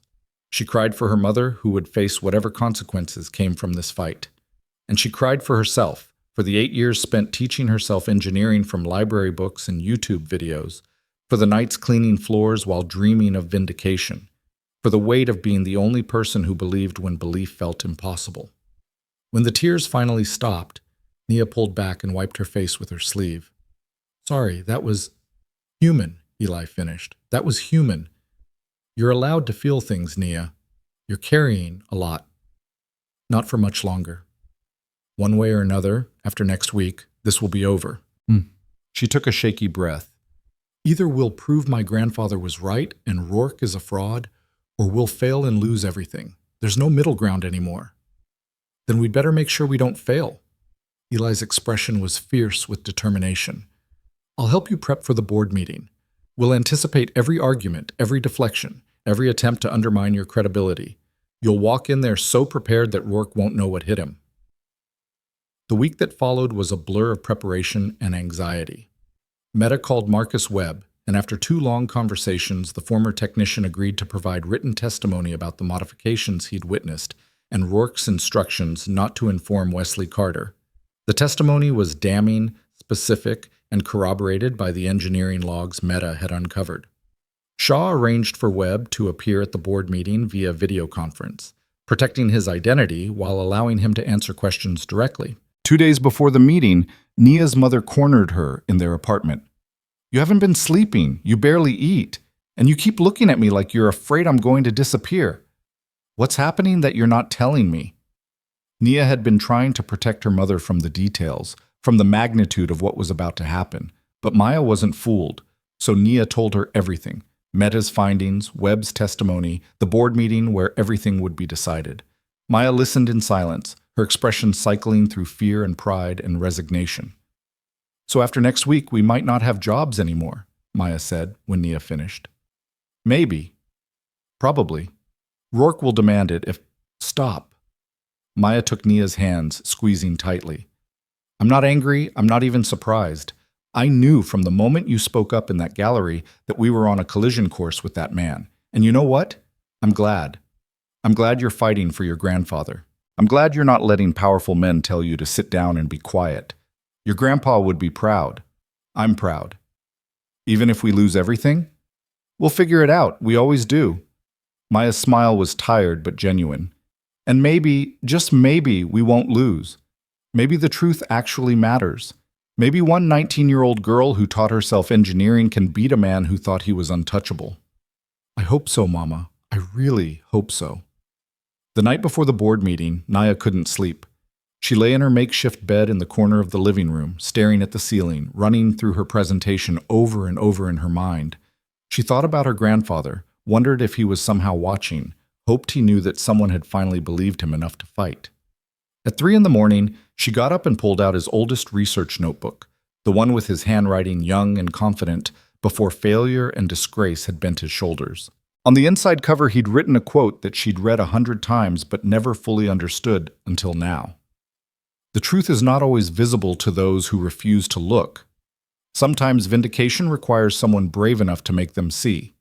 Wesley Carter had written those words 30 years ago, probably never imagining his granddaughter would be the one making people see. But here she was, hours away from walking into a boardroom and challenging one of the most powerful men in aerospace engineering with nothing but evidence, determination, and the unshakable belief that her grandfather deserved better than history had given him. One more day, one more fight, and then, finally, the truth would have its moment. Nia arrived at the museum at 8:30, a full hour before the board meeting was scheduled to begin. She wore the only professional outfit she owned, a charcoal blazer and slacks that her mother had bought at a thrift store 3 years ago for a scholarship interview Nia never ended up attending because the application fee was too high. The clothes felt like armor, like she was putting on someone else's confidence along with the pressed fabric. Her grandfather's research notebooks were in her messenger bag, along with printouts of Meta's analysis and her own annotated photographs of the X-42. Physical evidence to anchor her when the room inevitably turned hostile. Eli met her at the staff entrance, looking uncharacteristically formal in a button-down shirt and tie. "You ready for this?" "No, but I'm doing it anyway."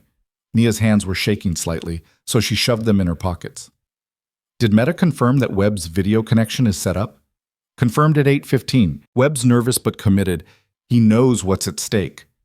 Eli fell into step beside her as they headed toward the administrative wing. "Shaw's already in the boardroom doing final prep. She wanted me to tell you that no matter what happens in there, you've already accomplished something remarkable. You made them look. You made them question the narrative they'd accepted for 15 years. That's not enough. I need them to act. I need them to restore my grandfather's name and hold Rourke accountable." Nia's voice was harder than she felt, brittle with the determination that was barely holding her anxiety at bay. Making people look means nothing if they turn away again. They reached the conference room where the board meeting would be held, a large space with a polished table surrounded by leather chairs, walls lined with framed photographs of the museum's history and achievements. Dr. Shaw was at the head of the table, arranging documents with precise movements. Dr. Mehta sat to her right, his laptop open, his expression focused and calm. At the far end of the room, a large screen displayed Marcus Webb's video feed, the former technician visible in what looked like his repair shop office, his face tense but resolute. Shaw looked up as Nia and Eli entered. "Ms. Carter, Mr. Navarro, thank you for arriving early. We have about 20 minutes before the board members begin arriving, and I want to make sure we're all on the same page regarding how this will proceed." She gestured for them to sit, and Nia took a chair near Mehta, feeling slightly less exposed with the engineer beside her. Shaw remained standing, her body language radiating controlled intensity.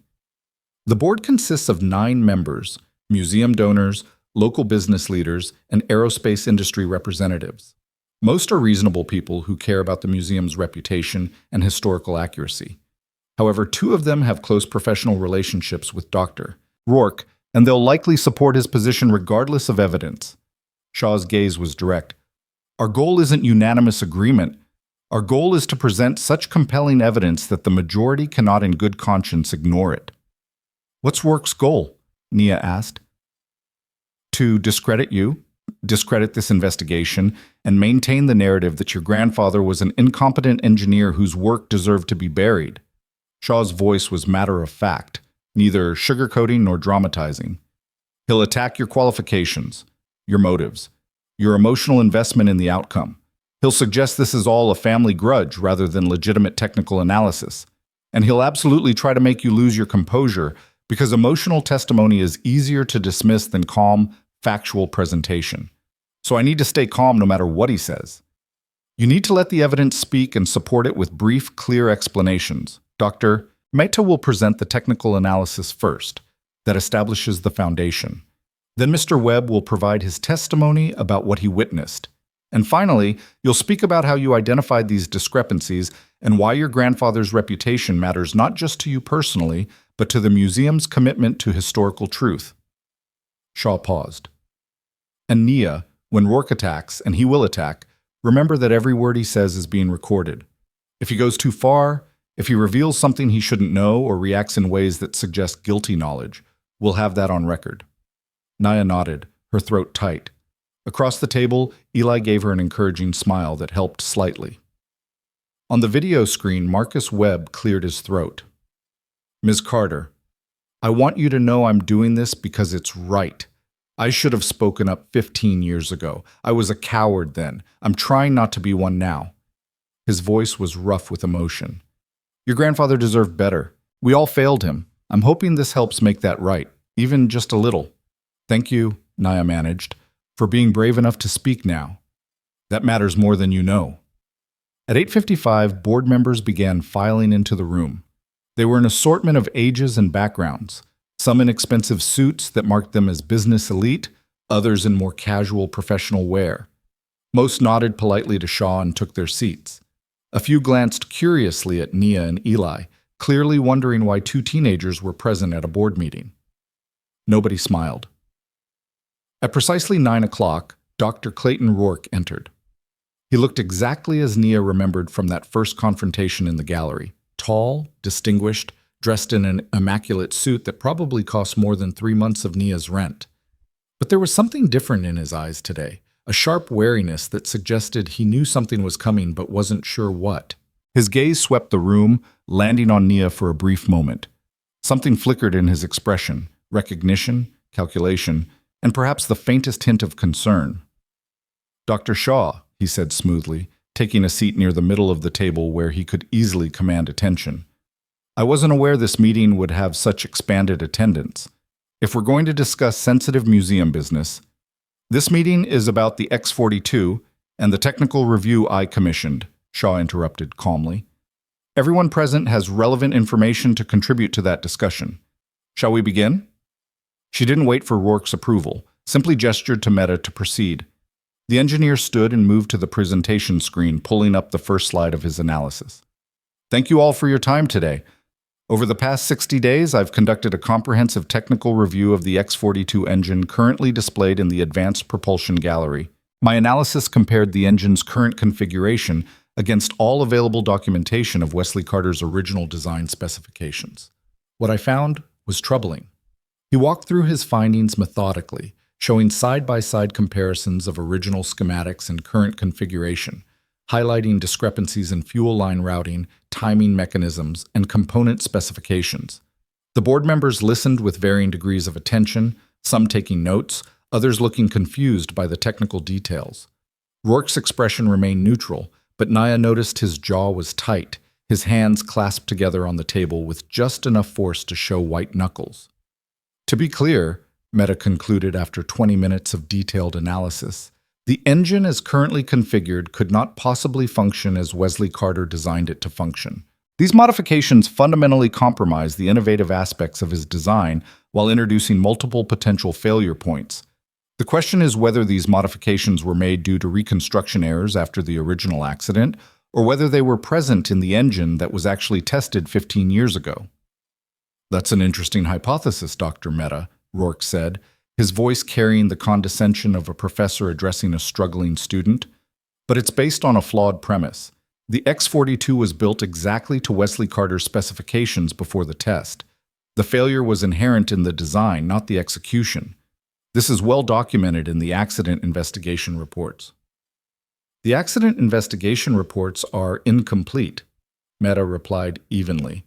"They don't account for modifications made in the 72 hours before the test flight. Modifications that I've now documented through archived engineering logs from the original project."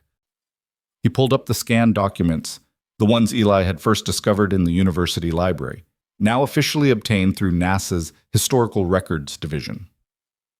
The board members leaned forward, several looking genuinely surprised. One woman, a donor whose name Nia vaguely recognized from museum plaques, spoke up. "Are you saying changes were made to the engine without documentation? That seems highly irregular for an aerospace project." "The changes were documented in daily engineering logs, but those logs were apparently not included in the final accident investigation report," Meta explained. "I was able to access them through NASA's archives as part of this review. They clearly show significant modifications ordered in the final days before testing." "Ordered by whom?" another board member asked. Meta's expression was carefully neutral. "By Dr. Rourke, acting in his capacity as lead safety consultant." The room went absolutely silent. Every head turned toward Rourke, who remained perfectly still, his face now completely impassive. When he finally spoke, his voice was cold and precise. "I ordered standard safety modifications based on the preliminary review board's recommendations. This is normal procedure for experimental engine testing. The modifications I authorized were necessary to meet basic safety standards that Carter's original design failed to address." "Then why weren't they included in the accident investigation?" Shaw asked quietly. "Because they were considered routine, not relevant to the fundamental design flaws that caused the failure." Rourke's gaze swept the room, commanding attention through sheer force of professional authority. "Ladies and gentlemen, let me be absolutely clear about what's happening here. This museum hired me to provide expert consultation on modernizing exhibits and improving educational value. Instead of accepting my professional recommendations, Dr. Shaw has apparently allowed herself to be influenced by, he gestured dismissively toward Naya, the emotional appeals of a custodian's daughter who wants to rehabilitate her grandfather's failed legacy. This entire investigation is not about historical accuracy. It's about family grievance dressed up as engineering analysis. My qualifications are irrelevant to the technical evidence, Nia said, surprised by how steady her voice sounded despite the fury burning in her chest. The X-42's current configuration is wrong. Dr. Mehta confirmed that. The engineering logs show modifications you ordered. Those are facts that don't change based on who discovered them. Facts require context, young lady, context that comes from decades of professional experience and peer-reviewed research, neither of which you possess. Rourke's smile was patronizing. You've taught yourself some engineering terminology from internet videos. That's admirable in its way, but it doesn't make you qualified to challenge findings from legitimate accident investigations conducted by qualified professionals. Professionals who maybe didn't have all the information, Eli interjected, earning a sharp look from Rourke, or who were led to specific conclusions by someone who had reasons to want Wesley Carter's design to fail. That's a serious accusation with no basis whatsoever, Rourke snapped, his composure cracking slightly. I have built my career on rigorous analysis and honest assessment. I will not sit here and be slandered by children who don't understand the first thing about professional engineering ethics. Then perhaps you can explain something to us, Shaw said, her voice cutting through the rising tension like a blade. If your modifications were routine and necessary, why is there no record that Wesley Carter was informed about them? The engineering logs show multiple requests from test coordinators asking when Carter would be briefed on the safety updates. Your response each time was that you would handle it personally, but there's no documentation that such a briefing ever occurred. Rourke's expression flickered just for a moment, just long enough for anyone paying attention to see uncertainty flash across his face before the mask of professional confidence snapped back into place. I briefed him verbally. Not every conversation requires formal documentation, particularly discussions about routine safety protocols. That's interesting, Mehta said quietly, pulling up another document on screen, because according to the test coordinator's notes, Wesley Carter arrived at the facility the morning of the test expressing confusion about why certain engine specifications looked different from his schematics. He was told by multiple team members that everything was built to his exact design. There's no mention of him knowing about your modifications. The test coordinator was mistaken, or Carter was confused. He wasn't always the most organized when it came to, "Stop lying about him." The words came out of Naya before she could stop them, low and fierce, and absolutely done with watching Rourke rewrite history. My grandfather was meticulous. He documented everything, every calculation, every design decision, every theoretical justification. I have his notebooks. I've studied them for 8 years. He would never have walked into that test confused about his own engine unless someone deliberately kept him in the dark. Notebooks written by a man who was later proven incompetent. Incompetent? Nia's voice rose despite her determination to stay calm. He was nominated for the Hammond Prize the same year you won it. His design generated interest from aerospace companies and military contractors. Multiple engineers praised his innovative approach. He was only labeled incompetent after the accident, after the engine you modified failed. Convenient how destroying his reputation cleared the way for you to win that prize, isn't it? The boardroom erupted. Several members started speaking at once, some demanding order, others asking pointed questions. Rourke stood abruptly, his chair scraping against the floor. I will not remain in this room and be accused of sabotage by a teenager with a conspiracy theory and an emotional axe to grind. Dr. Shaw, I strongly recommend you reconsider whether this museum wants to stake its reputation on such baseless accusations. My firm has significant influence in the aerospace community, and I can assure you that publicly supporting this fantasy will have consequences. Is that a threat, Dr. Rourke? Shaw's voice was dangerously quiet. It's a professional warning about the realities of institutional credibility. Now, if you'll excuse me— Actually, I'd like you to stay, one of the board members interrupted. A man in his 60s with a weathered face and sharp eyes, someone Nia vaguely recognized from museum events. Because I have some questions.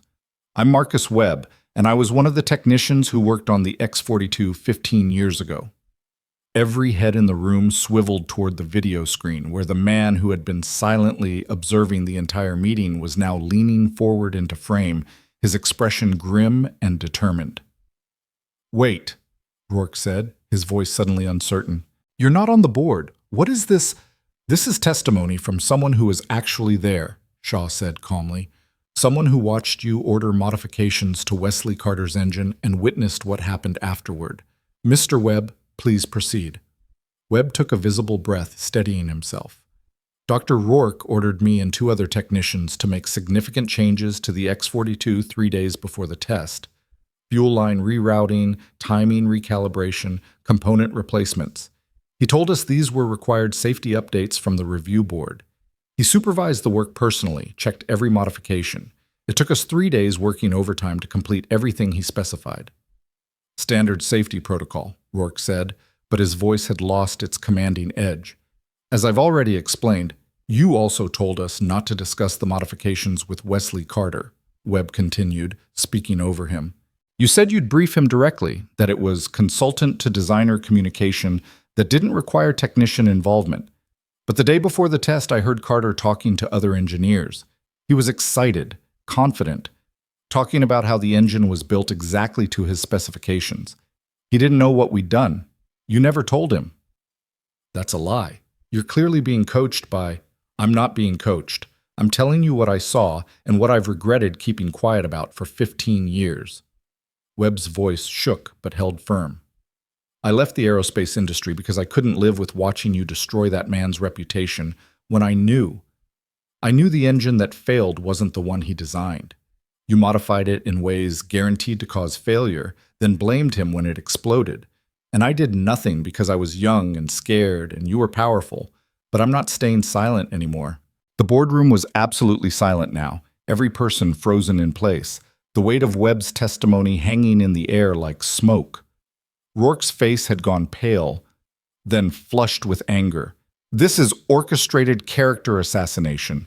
That technician is lying, probably being paid by the Carter family to—" "I'm not being paid," Webb said flatly. "I'm being honest. Finally. You have no proof. It's your word against mine, and I think we all know whose professional reputation carries more weight." Rourke turned to the board members, some of whom were watching him with newly suspicious eyes. "This entire presentation is a coordinated attack designed to undermine my credibility and the museum's relationship with my firm. Dr. Shaw has clearly allowed personal sympathies to cloud her professional judgment. I recommend the board remove her from—" "No," said the female board member who had spoken earlier, her voice sharp and clear. "I recommend the board authorize a formal investigation into the original X-42 accident, including a comprehensive review of all engineering logs, testimony from everyone involved, and a full examination of whether appropriate safety protocols were followed. This has gone far beyond a simple question of exhibit replacement. If there's even a possibility that sabotage occurred, that a man's reputation and potentially lives were endangered due to deliberate engineering modifications, we have an obligation to pursue the truth." "Seconded," said another board member immediately. "And I further recommend we suspend our consulting relationship with Dr. Rourke's firm pending the outcome of that investigation." "This is outrageous," Rourke snarled, his professional veneer completely stripped away now, revealing the anger beneath. "You're going to believe a disgraced technician and a custodian's daughter over my 30 years of peer-reviewed research and professional standing?" "We're going to believe the engineering logs," Shaw said quietly, "the technical analysis, the timeline that shows modifications made without designer knowledge. And yes, the testimony of someone who is actually there and has no apparent reason to lie, since coming forward could damage his own reputation and business."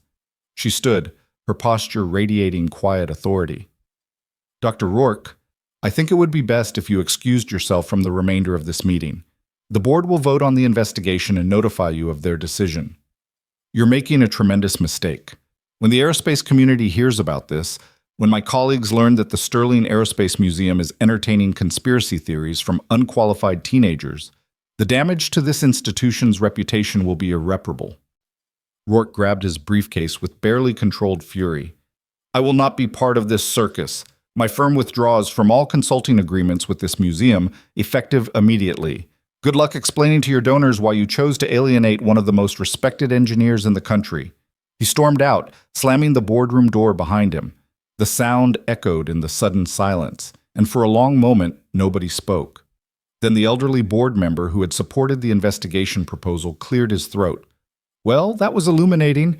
Innocent men don't usually respond to questions with threats and rage." "We still need to be careful," another member cautioned. "Rourke's right that pursuing this could damage the museum's reputation, especially if we can't prove deliberate sabotage beyond reasonable doubt. Circumstantial evidence and 15-year-old testimony might not be enough." "Then we do the investigation properly," Shaw said firmly. "We bring in additional independent engineers. We contact everyone who worked on the project. We compile every piece of documentation, and we let the evidence speak for itself. But we don't ignore what we've learned today, just because it's inconvenient or risky." The vote was 7-2 in favor of a formal investigation, with the 2 dissenting votes coming from the board members known to have close ties to Rourke. Shaw thanked Marcus Webb for his testimony and promised to keep him informed of the investigation's progress. As the board members filed out, several stopped to shake Nia's hand or offer words of encouragement. The elderly member who had first supported the investigation motion lingered. "Your grandfather would be proud of you, young lady. It takes courage to challenge powerful people. Don't lose that courage, no matter what happens next." "Thank you, sir. I'll try not to." When the room finally emptied except for Nia, Eli, Shaw, and Mehta, the director sank into her chair with a long exhale. "Well, that escalated exactly as predicted, though I'll admit Rourke's reaction was even more volatile than I expected. Guilty men tend to show their hand when cornered." "What happens now?" Nia asked, her body finally registering the adrenaline crash, exhaustion settling into her bones. "Now we do exactly what the board authorized, a comprehensive investigation that leaves no room for doubt or alternative explanations. It will take months, possibly longer. We'll interview everyone still alive who worked on the project. We'll examine every technical document, every communication log. We'll build a case so thorough that when it's complete, Wesley Carter's name will be officially cleared and the truth about what happened will be part of the historical record." Shaw met Nia's eyes.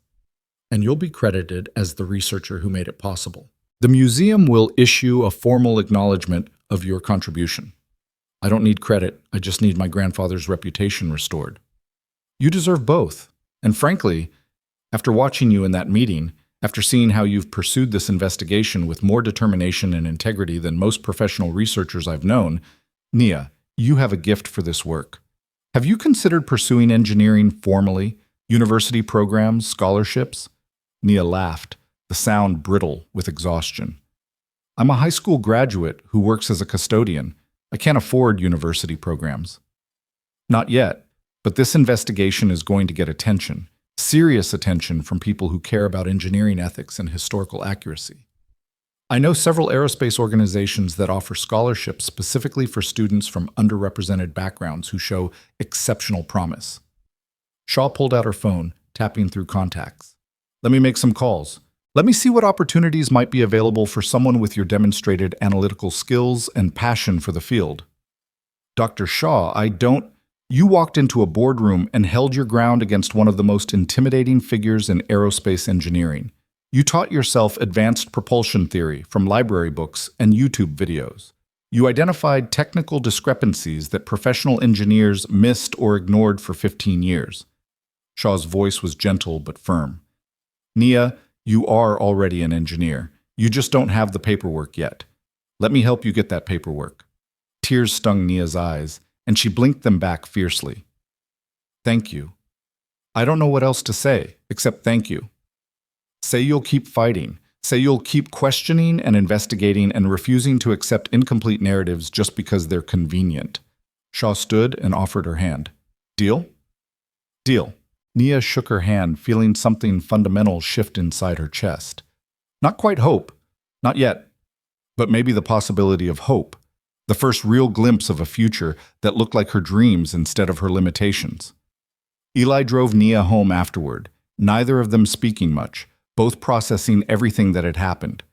When they pulled up in front of her apartment building, Eli finally broke the silence. "You were incredible in there. I mean it, Nia. You didn't back down, you didn't let him intimidate you, and you spoke truth to someone who spent decades making people afraid to question him. I couldn't have done it without you, without Webb, without Meta, without Shaw. This wasn't just me. No, but it started with you. You're the one who looked at that engine and refused to accept the official story. You're the one who spent 3 years teaching yourself enough to understand what was wrong. You're the one who had the courage to speak up even when it could cost you everything. Eli reached over and squeezed her hand. Your grandfather is at rest now, Nia. Really at rest. Because someone finally fought for him. Nia nodded, not trusting herself to speak. She hugged Eli goodbye and climbed the stairs to her apartment, her legs feeling like lead, her mind spinning with everything that had happened and everything that still needed to happen. Her mother was waiting when she walked through the door, anxiety written across every line of her face. Well? Maya asked. How did it go? We did it, Mama. The board voted to investigate. Rourke stormed out threatening everyone. And Dr. Shaw thinks she can help me get scholarships for engineering school. The words tumbled out in a rush, and suddenly Nia was crying again. All the stress and fear and hope she'd been holding back for months finally breaking through. We're going to clear Grandpa's name. We're really going to do it. Maya pulled her daughter into a fierce hug, and they stood there in their small apartment, holding each other while the afternoon light slanted through the windows and the sounds of the city hummed outside. For the first time in 8 years since the day Wesley Carter died, believing the world thought him a failure, Nia felt like she could finally breathe. The fight wasn't over. The investigation would take time, and Rourke wouldn't go quietly, and there would be obstacles and setbacks and moments when vindication seemed impossibly far away. But they'd crossed a threshold. They'd made people look, made them question, made them care. And that was more than Nia had dared to hope for when she first stood in that gallery and challenged a celebrated engineer with nothing but conviction and her grandfather's notebooks. Sometimes that's all it takes to change everything. One person willing to look at what everyone else has accepted and say, quietly but firmly, that's not right, that's not true, and I'm going to prove it. The morning after the board meeting, Nia woke to 17 missed calls and 43 text messages. Her phone had been on silent while she slept, and now it buzzed continuously in her hand as she scrolled through the notifications with growing disbelief. Local news outlets, engineering blogs, a reporter from the city's major newspaper, even a producer from a regional morning show asking if she'd be willing to discuss her investigation into aerospace engineering corruption. Mama, Nia called out, her voice still rough with sleep. Something's happening. Maya appeared in the doorway, already dressed for her shift at the museum, her expression worried. What kind of something? The press kind of something. Nia showed her mother the phone screen. Someone leaked what happened at the board meeting. It's everywhere. She pulled up a news website on her laptop, and there it was. The headline splashed across the local section. Museum custodian's daughter uncovers possible engineering sabotage in grandfather's death.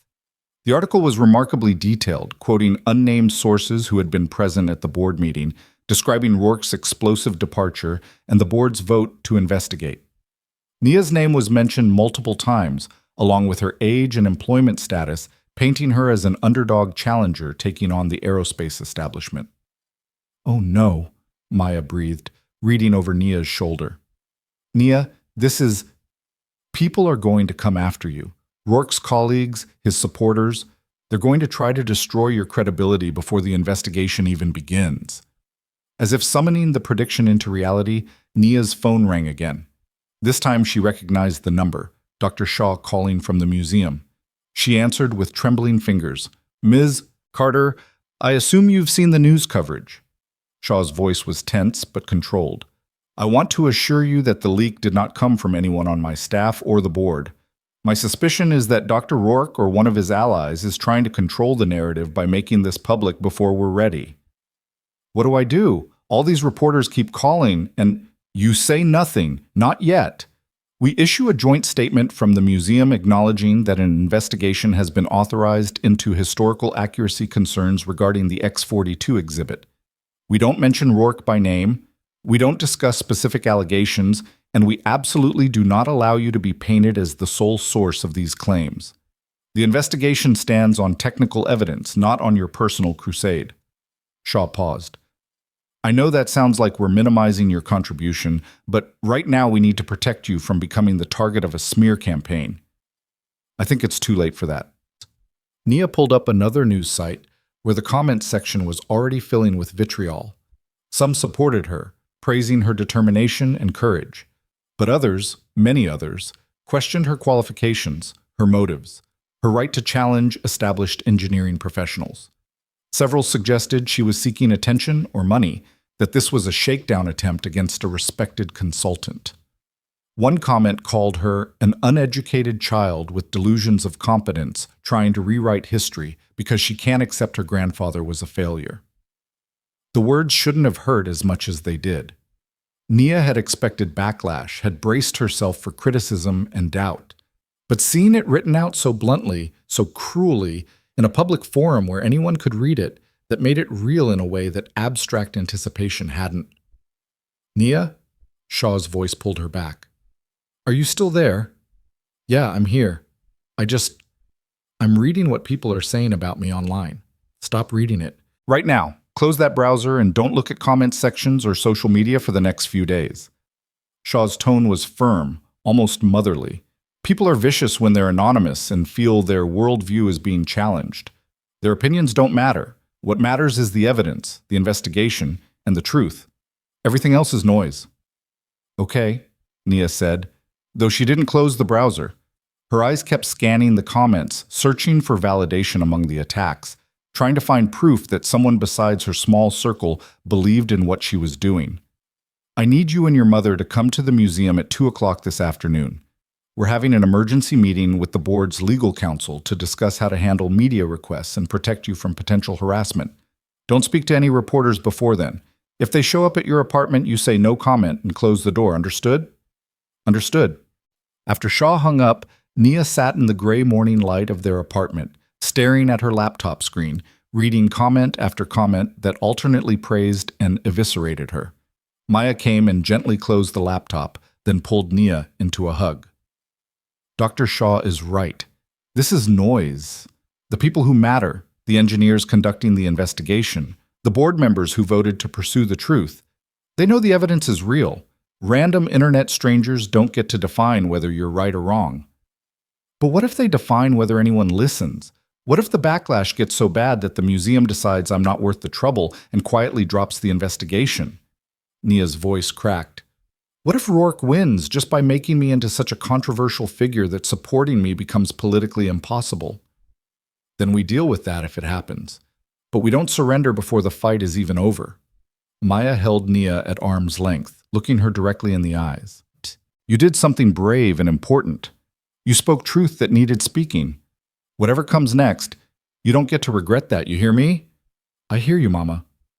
They went to work despite the media attention, Maya insisting that maintaining normal routines was important, that hiding would only make things worse. But the museum felt different that morning, charged with an energy that Nia couldn't quite name. Visitors stared at her more than usual, some with curiosity, others with what looked like recognition. One woman approached her in the atrium, smiling warmly. You're Nia Carter, aren't you? I read about what you're doing. My daughter wants to be an engineer, and I'm going to tell her about you, about how you didn't let anyone tell you that you didn't belong in their world. The woman walked away before Nia could respond, but the words settled into her chest like warmth, counterbalancing some of the cruelty she'd read online. Not everyone thought she was delusional or attention-seeking. Not everyone believed credentials mattered more than evidence. At 2 o'clock, Nia and Maya sat in a different conference room with Dr. Shaw, 2 board members, and a sharp-eyed lawyer named Patricia Chen, who specialized in institutional liability and media relations. Chen got straight to business. The museum's position is that we authorized a legitimate historical and technical investigation into exhibit accuracy. That investigation is based on documented evidence reviewed by qualified independent experts. Ms. Carter's role was identifying initial discrepancies that warranted further examination. She is not the lead investigator. She is not making legal accusations, and she is not seeking any financial compensation. Is that clear? Crystal clear, Nia said. Good, because Dr. Rourke's legal team has already sent us a letter threatening defamation litigation if we continue to publicly impugn his professional reputation without substantial proof. They're positioning this as a case of malicious accusation driven by family grudge and enabled by a museum director with poor judgment. Chen's expression was coolly amused, which tells me they're very worried about what a thorough investigation might find. Innocent people don't usually threaten lawsuits before investigations are complete. They welcome scrutiny. So what do we do? Maya asked. We proceed exactly as planned, but carefully. We don't discuss Rourke in any public statements. We frame this as the museum's commitment to historical accuracy and proper curation. We emphasize the technical evidence and expert analysis. And most importantly, we protect Ms. Carter from being turned into a lightning rod for attacks. Chen looked at Naya. That means you decline all media requests. You don't post about this on social media. You don't respond to comments or criticism online. You live your life quietly while the investigation proceeds professionally. Can you do that? What if staying quiet makes people think I'm backing down? What if it looks like I can't defend my claims? It looks like you're confident enough in the evidence that you don't need to defend yourself publicly. It looks like you're mature enough to let experts do their work without turning this into a circus. Chen's voice wasn't unkind, but it was firm. I know it's frustrating. I know you want to respond to every person questioning your qualifications or calling you delusional. But every time you engage, you give them ammunition. You become the story instead of the evidence being the story. And that's exactly what Rourke wants. Nia swallowed hard and nodded. Okay, I'll stay quiet. The next 2 weeks were among the hardest of Nia's life. The media attention intensified rather than fading, with aerospace industry publications picking up the story and framing it in increasingly polarized terms. Some praised the museum's commitment to accuracy and highlighted the technical evidence supporting the investigation. Others characterized the entire affair as a publicity stunt, a desperate attempt by a failing museum to generate controversy and sympathy donations. Nia's name appeared in opinion pieces arguing both sides, her background and qualifications dissected by people who had never met her and never examined the evidence she'd compiled. Eli reported that his engineering professors were divided. Some thought the investigation was warranted and admired Nia's analytical work. Others dismissed the entire thing as conspiracy theory peddled by an unqualified amateur who didn't understand the complexities of aerospace accident investigation. One professor, a friend of Rourke's, had apparently gone on a 15-minute rant in class about the dangers of allowing popular sentiment to override technical expertise. He's scared, Eli told Nia over coffee one afternoon, their table covered with engineering textbooks as Eli tried to distract her with studying. They're all scared because if you're right, it means they failed. Every engineer who looked at that accident investigation and accepted Rourke's conclusions without question, they all become complicit in your grandfather's destroyed reputation. Admitting you might be correct means admitting they missed something obvious for 15 years. Or that they didn't miss it, that they just didn't care enough to look. Nia stared at her coffee, watching the patterns in the foam dissolve. How many other Wesley Carters are out there? How many other brilliant engineers got crushed by people with more power and connections? How many innovations never happened because someone with authority decided to bury them? That's bigger than just your grandfather's case. That's systemic. I know. And maybe that's why this is hitting such a nerve. It's not really about one engine or one man anymore. It's about whether the people in power get to control truth just because they have credentials and money and influence. Nia looked up at Eli. I didn't mean for it to become this big. I just wanted to clear Grandpa's name. Sometimes the most important fights are the ones we stumble into rather than the ones we plan. Meanwhile, the formal investigation was proceeding with methodical thoroughness that felt agonizingly slow to Nia. Doctor. Mehta had assembled a team of 3 additional aerospace engineers, all with impeccable credentials and no connections to either Wesley Carter or Clayton Rourke. They were reviewing every document, interviewing every surviving team member, reconstructing the timeline of the X-42 project from conception through catastrophic failure. Marcus Webb had provided a formal deposition expanding on his board meeting testimony. 2 other former technicians had come forward after seeing the news coverage, corroborating Webb's account of Rourke's last-minute modifications and the atmosphere of secrecy surrounding them. But Rourke wasn't going quietly. His legal team was fighting every aspect of the investigation, demanding copies of all documents, questioning the credentials of investigating engineers, filing motions with the board to limit the scope of inquiry. He gave an interview to an aerospace industry magazine where he positioned himself as the victim of a witch hunt driven by social media outrage and a museum desperate for relevance. He never mentioned Nia by name, but the implication was clear. This was all her fault, her crusade, her refusal to accept uncomfortable truths about her grandfather's incompetence. He's trying to delay and discredit, Shaw told Nia during one of their weekly check-ins. Classic legal strategy when you know the evidence isn't on your side. Make the investigation so expensive and time-consuming that the institution gives up and moves on. But the board is holding firm. They want answers, and they're willing to invest the resources to get them. How much longer? Nia asked, though she already knew there was no good answer. Months, maybe 6. The investigators are being thorough because they know their findings will be scrutinized intensely by people looking for any excuse to dismiss them. When this report is finished, it needs to be ironclad. 6 months felt like forever. 6 months of living under scrutiny, of watching her mother stress about job security, of reading analysis pieces that questioned everything from her intelligence to her motives. 6 months of waiting for vindication that might never come, or might come too late to matter. But there were bright spots, too. Dr. Shaw had made good on her promise to explore scholarship opportunities, connecting Nia with several aerospace education foundations and professional societies. 3 organizations had invited her to apply for scholarships specifically designed for students from underrepresented backgrounds showing exceptional promise in STEM fields. The applications were daunting: essays and letters of recommendation and documentation of her self-taught education. But they were possible, actually tangibly possible in a way that university had never been before. Your grandfather would be so proud, Maya said one evening, watching Nia work on scholarship essays at their small kitchen table. Not just about the investigation, but about this. About you refusing to let anyone tell you that you don't belong in engineering.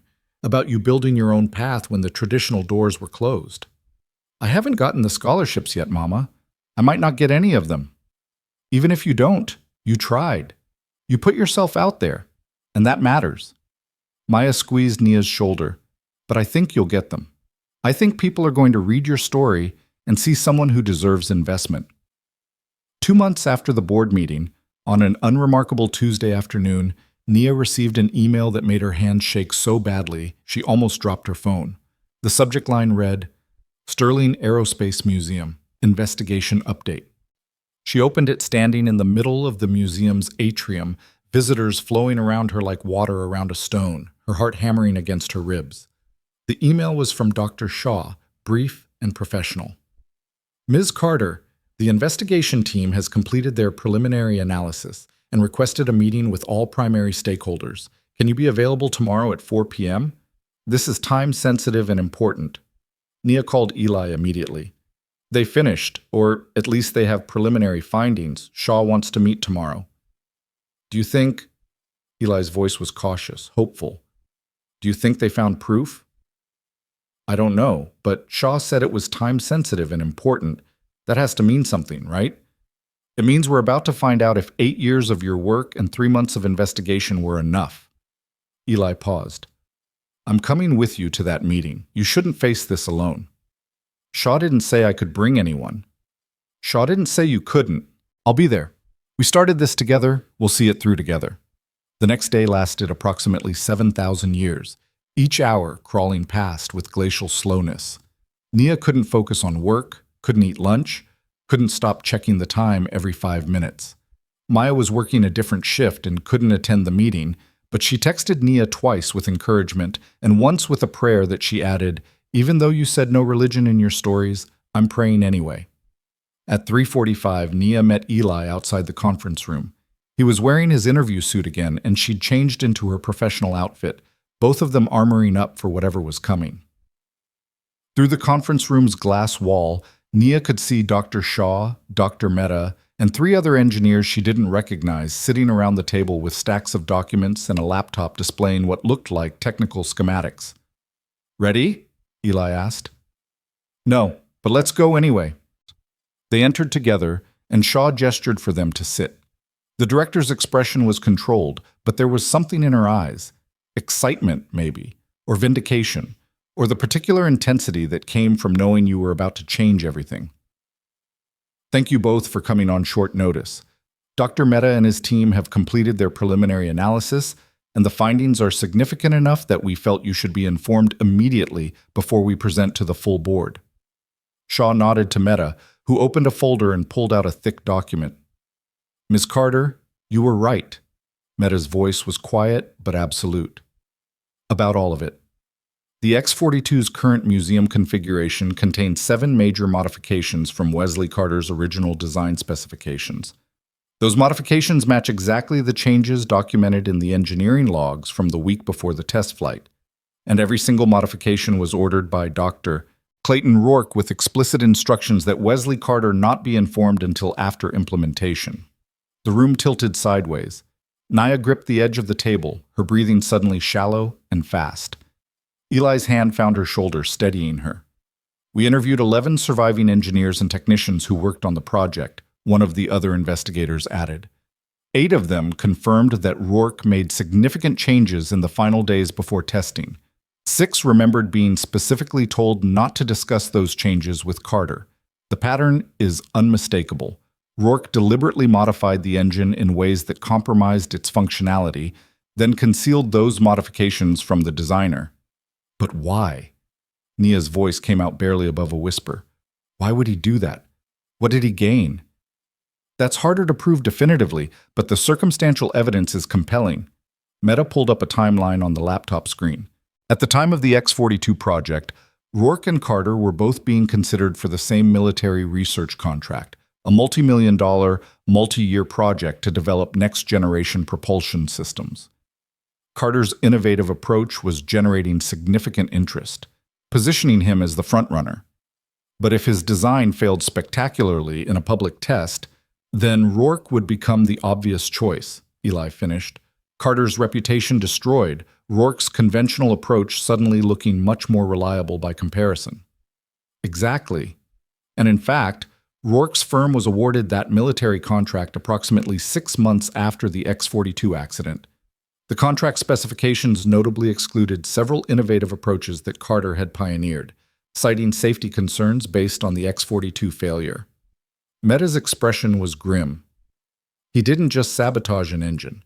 He sabotaged an entire research direction, set the field back years, and profited enormously from doing so. Nia couldn't speak.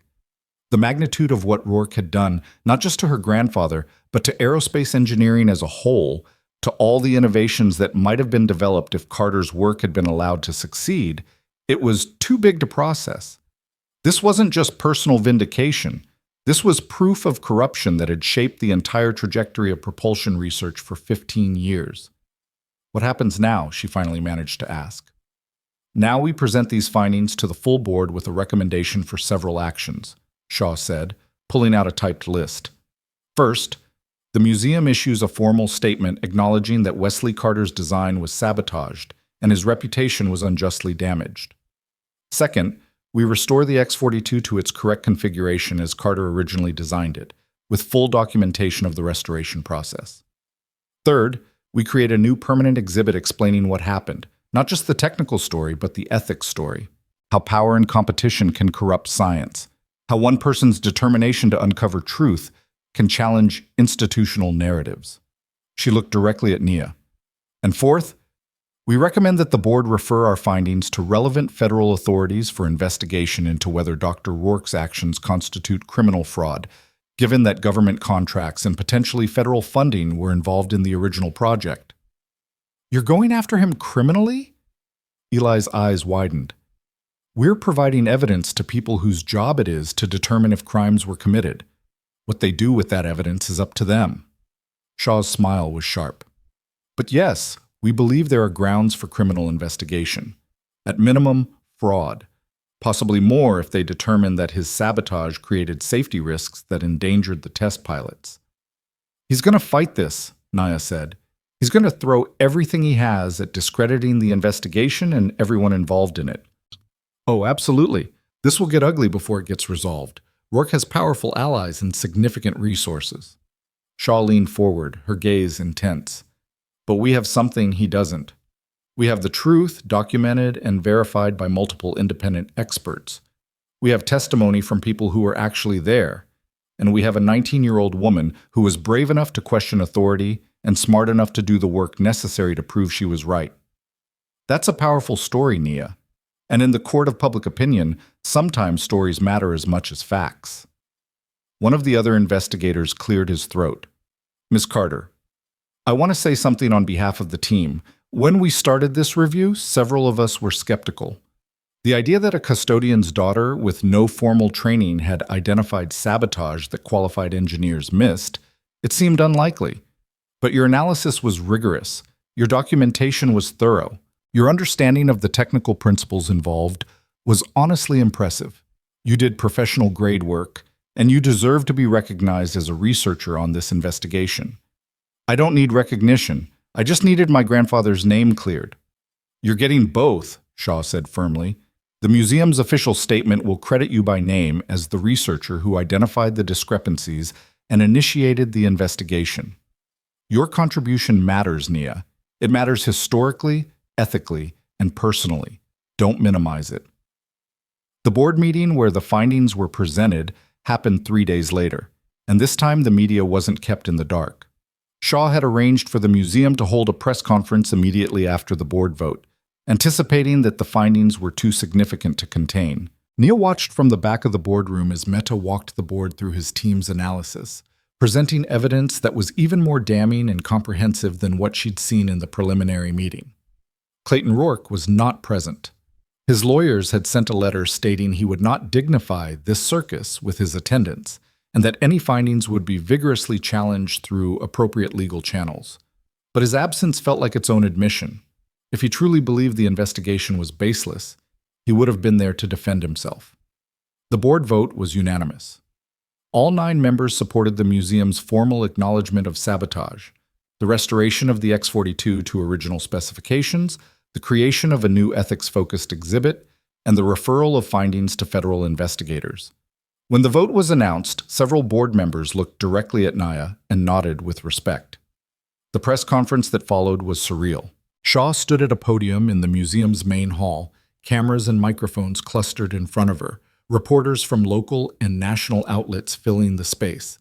She read a prepared statement that was careful and precise, emphasizing the technical evidence and expert analysis, explaining the investigation's scope and methodology.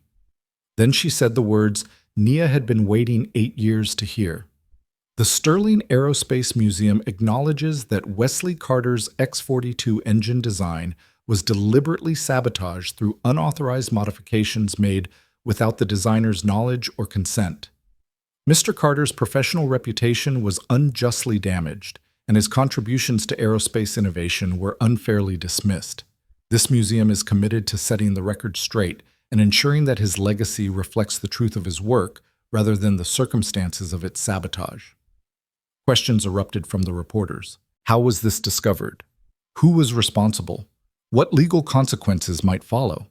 Shaw handled them with professional calm, deflecting questions about Rourke to ongoing investigations, but freely discussing the technical evidence and restoration plans. And then one reporter, a woman from a major aerospace publication, asked the question Nia had been dreading. Can we hear from Nia Carter? She's the one who started this investigation, correct? Is she here? Shaw's eyes found Nia in the back of the hall. For a moment, Nia considered staying silent, staying invisible, letting the museum handle the spotlight. But then she thought about her grandfather, about Marcus Webb finding courage after 15 years, about every person who had ever been told they didn't belong in spaces reserved for the credentialed and powerful. She stood up and walked to the front of the hall. Shaw stepped aside, giving Nia space at the microphone, and suddenly dozens of cameras were focused on her, lenses capturing the moment a teenager in a thrift store blazer stepped into history. My grandfather died believing everyone thought he was a failure, Nia said, her voice steady despite her racing heart. He died thinking his life's work had been proven worthless, that his innovation had killed his career and endangered lives. For 8 years, I've known that wasn't true. I've known he was brilliant and his design was sound. I just couldn't prove it. Now we can. Now the world knows he wasn't a failure. He was sabotaged by someone who saw his success as a threat. And I hope that wherever he is, he knows someone fought for him. Someone refused to let his name stay buried under lies. She stepped back from the microphone, her part finished, but the reporters weren't done. Questions flooded toward her about her process, her education, her plans, her feelings. Shaw stepped in and ended the press conference, but the damage, or the triumph, depending on perspective, was done. Nia Carter was no longer the controversial figure whose qualifications were in question. She was the researcher who had uncovered a 15-year-old conspiracy and vindicated an innocent man. She was proof that expertise didn't always come from universities, that determination and integrity mattered as much as credentials. The video of her statement went viral within hours. The aftermath of the press conference hit like a tidal wave. Within 24 hours, Nia's statement had been viewed over 2 million times across various platforms, shared by engineering students and social justice advocates, and people who just loved a good underdog story. The comment sections that had once been filled with skepticism and cruelty now overflowed with support and admiration. News outlets that had questioned her qualifications were now running profiles celebrating her determination and self-taught expertise. The narrative had shifted completely, irrevocably, and Nia found herself at the center of a story much bigger than she'd ever imagined. But Clayton Rourke wasn't finished. 2 days after the press conference, his legal team released a statement to the media calling the museum's findings a politically motivated character assassination based on cherry-picked evidence and coached testimony from disgruntled former employees. The statement positioned Rourke as a victim of cancel culture and mob justice, a respected professional being destroyed by social media outrage rather than due process. He announced he was filing defamation lawsuits against the museum, Dr. Shaw personally, and any parties who continue to make false and damaging statements about my character and professional conduct. He didn't name you specifically in the lawsuit threat, Patricia Chen explained to Nia during an emergency meeting at the museum. But that's strategic. Suing a 19-year-old custodian would make him look like a bully. He's hoping the threat alone will intimidate you into silence. I'm not staying silent, Nia said immediately. Not after everything we've proven. Good, because silence now would be interpreted as doubt. But we need to be smart about how you engage going forward. Chen pulled out a list of media requests that had come in for Nia, morning shows, podcasts, aerospace industry panels, even a documentary filmmaker who wanted to tell her story. You're hot right now, which means everyone wants a piece of you. We need to be selective about which opportunities serve the truth versus which ones just want spectacle. Dr. Shaw nodded in agreement. I've been approached by several engineering education organizations who want to offer you speaking engagements, paid speaking engagements, Nia. They want you to talk to students about challenging authority, about pursuing knowledge outside traditional systems, about refusing to accept narratives just because powerful people present them. Those are the opportunities worth taking. Paid? Nia repeated, the word feeling foreign. She'd been so focused on vindication that she hadn't considered there might be financial benefits to what she'd accomplished. Very paid. Universities are offering between $500 and $2,000 per speaking engagement, plus travel expenses. You could give 4 talks and earn more than you make in 6 months of custodial work. Shaw's expression was gentle. This is your story, Nia. You get to profit from sharing it, especially since sharing it serves a larger purpose, inspiring other young people to trust their intelligence and pursue their passions regardless of obstacles. The idea felt surreal. Just months ago, she'd been invisible, a girl in a uniform mopping floors while visitors walked past without seeing her. Now organizations wanted to pay her to speak, wanted to hear her perspective, wanted to learn from her experience. The transformation was dizzying and slightly terrifying. What about school? Nia asked. The scholarships I applied for, have any of them responded yet? Shaw's smile widened. Actually, yes. That's the other reason I wanted to meet with you today. She pulled an envelope from her briefcase and slid it across the table. The Aerospace Women's Foundation contacted me yesterday. They're offering you a full scholarship to State University's engineering program. Tuition, books, housing, and a living stipend. 4 years, fully funded, with the expectation that you'll participate in their mentorship program for other young women pursuing STEM careers. Nia's hands shook as she opened the envelope and read the letter inside. The words blurred together through sudden tears, but the meaning was clear. She was going to college. She was going to be an engineer. Not someday, not maybe, not if she could somehow scrape together tuition one semester at a time while working full-time, but now, fully supported, with people investing in her potential because they believed she deserved investment. There's more, Shaw continued. 2 other organizations have also reached out with scholarship offers. You'll have your choice of programs and schools. And honestly, Nia, I think more offers will come. What you've accomplished has gotten the attention of every major aerospace education foundation in the country. They're all looking at you and seeing exactly the kind of student they want to support. Eli, who had been sitting quietly beside Nia, suddenly grabbed her hand and squeezed hard. You did it. You actually did it. College, vindication, everything you've been working toward. We did it, Nia corrected, her voice thick with emotion. I couldn't have gotten here without you, without Mama, without Webb, without Dr. Shaw and Dr. Mehta and everyone who chose to believe the evidence instead of just accepting Rourke's authority. But you're the one who started it, Shaw said firmly. You're the one who looked at that engine and refused to accept the official story. You're the one who taught yourself enough engineering to identify what was wrong. You're the one who had the courage to speak up even when it could cost you everything. Don't minimize that, Nia. Own what you've accomplished. The following weeks brought changes so rapid and profound that Nia sometimes felt like she was living someone else's life. The museum formally announced that restoration of the X-42 to Wesley Carter's original specifications would begin immediately, with the process documented and displayed as part of a new permanent exhibit on engineering ethics and the importance of questioning authority. Dr. Mehta agreed to oversee the restoration personally, and he insisted that Nia be part of the team as a paid consultant. You know this engine better than anyone alive, Mehta told her during their first restoration planning meeting.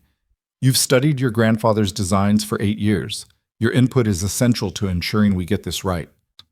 Working alongside professional engineers felt like stepping into a dream Nia had carried for so long, she'd almost forgotten it was supposed to be impossible. Mehta and his team treated her insights with respect, asking her questions about Carter's design philosophy, consulting her interpretations of ambiguous notation in the original schematics, involving her in decisions about materials and specifications. For the first time in her life, Nia wasn't learning engineering in isolation, stealing knowledge from YouTube videos and library books. She was practicing it, collaborating with experts, contributing to a real project with real consequences. How does it feel? Eli asked one evening as they sat in the museum's workshop, surrounded by engine components and technical drawings.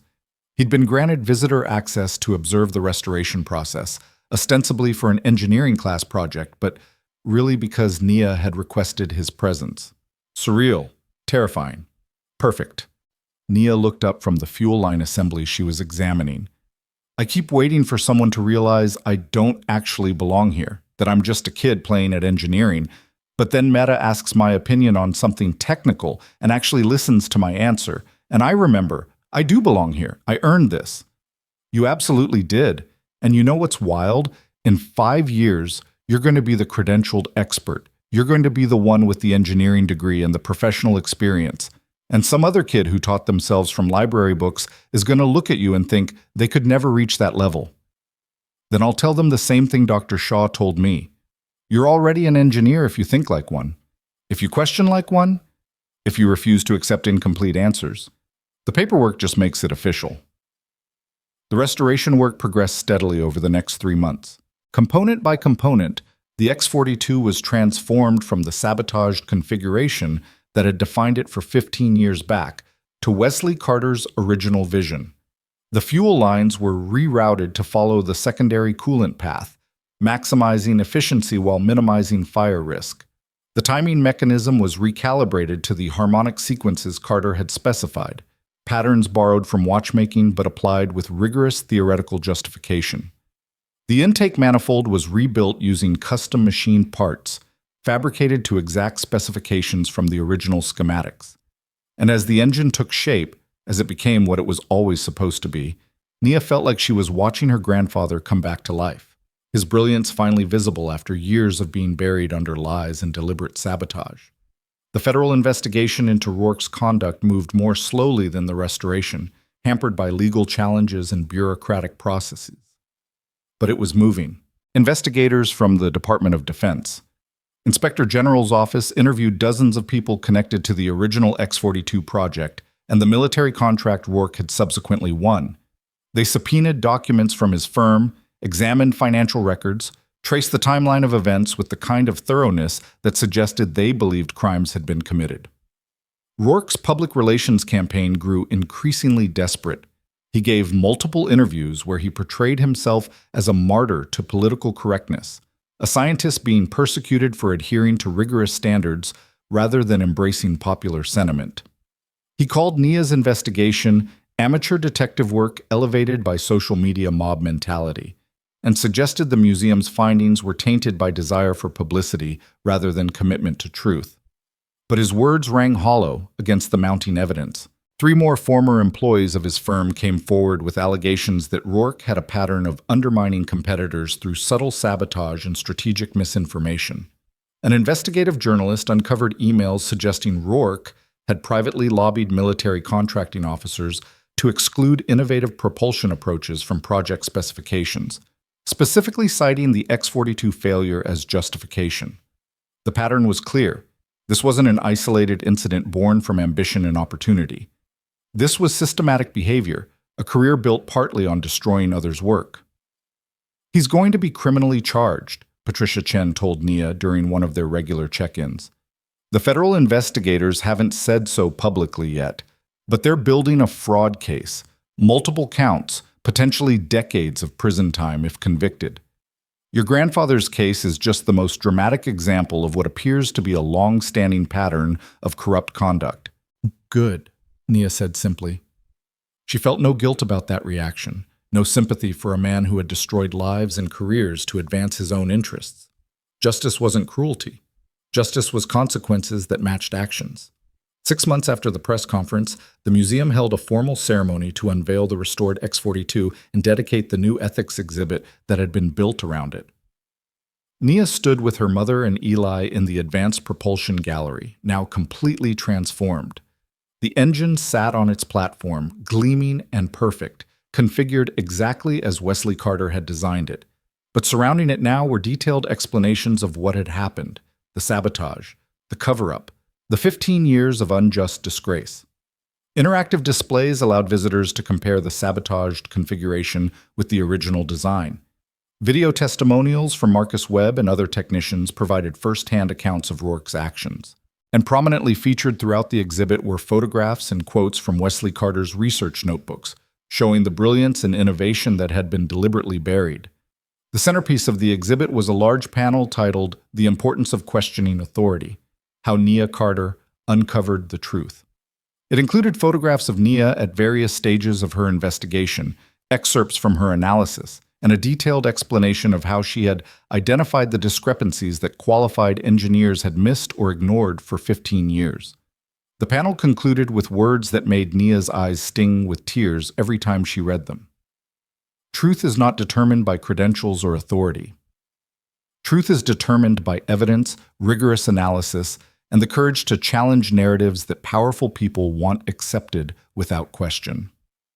Nia Carter exemplifies these principles, and her work serves as a model for ethical investigation and intellectual integrity.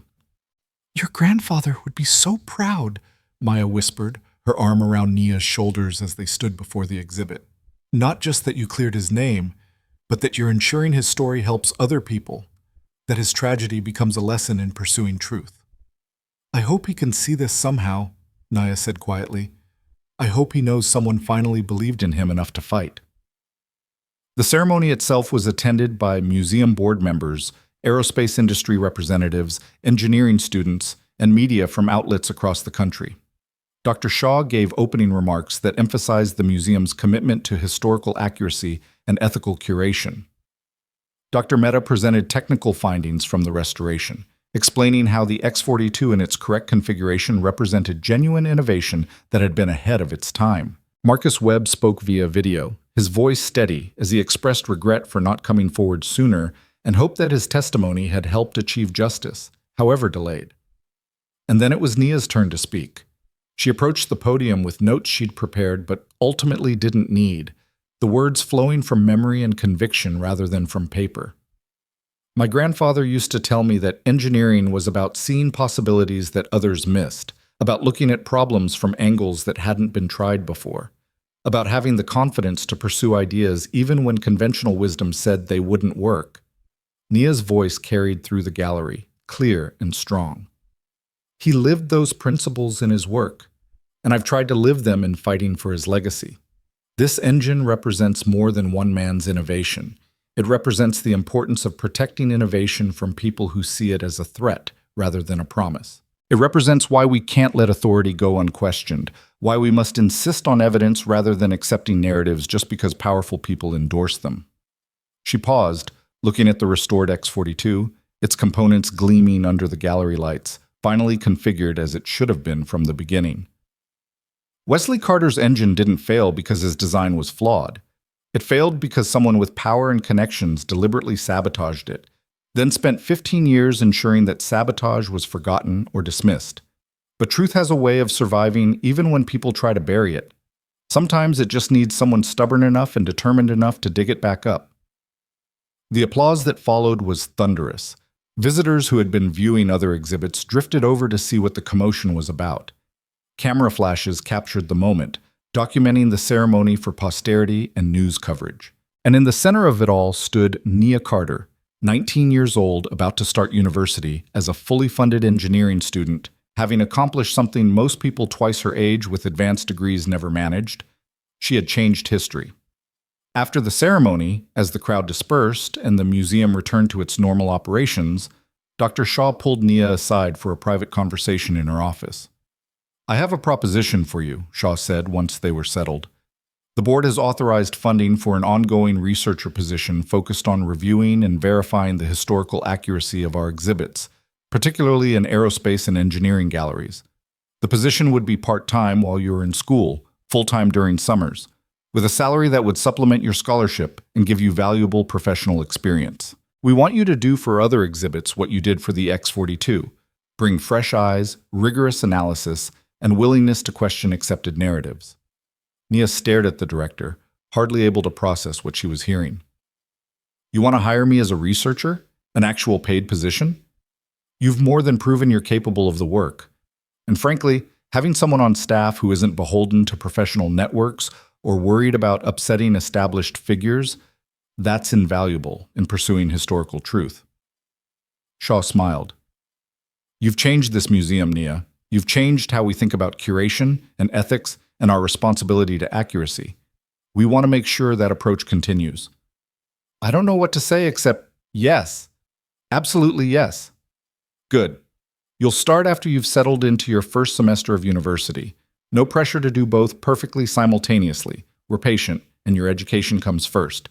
But I think you'll find the work enriching, and it will give you practical experience to complement your academic training." 2 weeks later, Nia received word that federal prosecutors had filed formal charges against Clayton Rourke. Fraud, obstruction of justice, and conspiracy to defraud the United States were the primary counts, with additional charges related to his conduct on other aerospace projects where similar patterns of sabotage and corruption had been identified. The indictment was sealed to protect the ongoing investigation, but news of the charges leaked within hours, and Rourke's carefully constructed public image finally shattered completely. He resigned from his consulting firm to focus on fighting these baseless accusations, but the firm itself quickly distanced themselves, releasing statements emphasizing that they had been unaware of any improper conduct and were cooperating fully with investigators. Universities where Rourke held adjunct professorships quietly removed him from faculty listings. Professional organizations began reviewing his memberships and awards, including the Hammond Prize that he had won partly by discrediting Wesley Carter's work. "They're talking about rescinding his prize and awarding it posthumously to your grandfather," Eli told Nia one afternoon as they walked through the university campus where they'd both be students in a few weeks. Eli was returning for his third year, and Nia would be joining him as a freshman, though her accomplishments meant she'd be entering with advanced standing and research opportunities usually reserved for upperclassmen. "That would be fitting," Nia said. "Not that prizes were what Grandpa cared about. He just wanted to do good work, to innovate, to contribute something meaningful to the field he loved. He did all those things, and now everyone knows it. That's what matters most, right? That the truth is finally part of the official record. They walked in comfortable silence for a while, the late summer sun warm on their faces, the campus bustling with students preparing for the new semester. Nia thought about her grandfather, about the workshop where he'd let her play with spare gears and explained engineering principles like she was smart enough to understand, about the notebooks filled with brilliant ideas that had sat in an attic for years because no one believed they had value, about the man who had died thinking he'd failed when he'd actually been betrayed. He did contribute something meaningful, Nia said finally. Not just the X-42, though that's significant, but the lesson his story teaches about how innovation can be crushed by corruption, about how power can distort truth, about why we have to keep questioning and investigating and refusing to accept narratives just because they're convenient. That's the real contribution. That's what survives. The fall semester began with a flurry of orientation events, class selection, textbook purchases, and the general chaos of university life. Nia found herself in engineering classes where she was often the only woman, where some professors looked skeptical when they saw her name on the roster and realized they were teaching that Carter girl from the news. But skepticism faded quickly when her work spoke for itself, when her understanding of principles was evident, when she contributed insights that came from years of self-directed learning combined with recent hands-on experience restoring an experimental engine. She made friends beyond Eli, connecting with other engineering students who shared her passion and curiosity. She joined the Society of Women Engineers and found herself in demand as a speaker and mentor, her story resonating with young women who face similar barriers and doubts about whether they belonged in technical fields. She worked part-time at the museum as promised, reviewing exhibits and documentation, bringing the same rigorous questioning approach that had transformed the X-42 to other aspects of the museum's collections. And every week she visited her grandfather's grave and told him about her classes, about the research she was doing, about the life she was building. The conversations were one-sided, but they felt important, like she was keeping a promise to ensure he knew he hadn't been forgotten, that his work had mattered, that someone had fought for him when he could no longer fight for himself. Maya thrived too. With Nia's scholarship covering her living expenses, Maya had financial breathing room for the first time in years. She enrolled in community college classes, pursuing a degree in business administration that she'd always wanted but never thought possible. She still worked at the museum, but now it felt like a choice rather than a necessity, a job she kept because she liked the work and the people rather than because she couldn't afford to leave. "We're going to be okay," Maya said one evening over dinner in their apartment, the same small space where they'd struggled for so long but which now felt different, lighter, filled with possibility rather than limitation. "More than okay. We're going to thrive, baby. You're going to be an engineer. I'm going to have my degree. We're going to build lives your grandfather would be proud of." "We already are, Mama. We already are." The trial of Clayton Rourke began the following spring, and it was a media spectacle that dominated aerospace industry news for weeks. Prosecutors presented overwhelming evidence of fraud and corruption spanning multiple projects and contracts. Former employees testified about his pattern of undermining competitors. Engineering experts explained how his sabotage of the X-42 had set propulsion research back years and likely cost the government millions in misdirected contract funds. Marcus Webb's testimony was particularly powerful, his regret and determination to finally speak truth evident in every word. Rourke's defense attempted to paint him as an old-school engineer whose rigorous standards were being punished in an era that valued innovation over safety. They characterized the X-42 modifications as good-faith safety updates that were tragically misunderstood. They suggested that all the former employees testifying against him were disgruntled or seeking attention or being manipulated by prosecutors desperate for a conviction. None of it worked. The jury deliberated for less than a day before returning guilty verdicts on all counts. Rourke was sentenced to 12 years in federal prison, ordered to pay substantial fines and restitution, and permanently barred from working on any government contracts or holding professional engineering certifications. The day the verdict was announced, Nia was in her thermodynamics class when her phone started buzzing with news alerts. She waited until the lecture ended, then stepped outside and called her mother. "Did you hear?" Maya's voice was thick with emotion. They convicted him on everything. He's going to prison, Nia. Your grandfather gets justice. Yeah, Mama, he finally does. Nia didn't feel triumphant exactly. The verdict was right and necessary, but it couldn't undo the damage Rourke had caused or give back the years Wesley Carter had lost to despair and disgrace.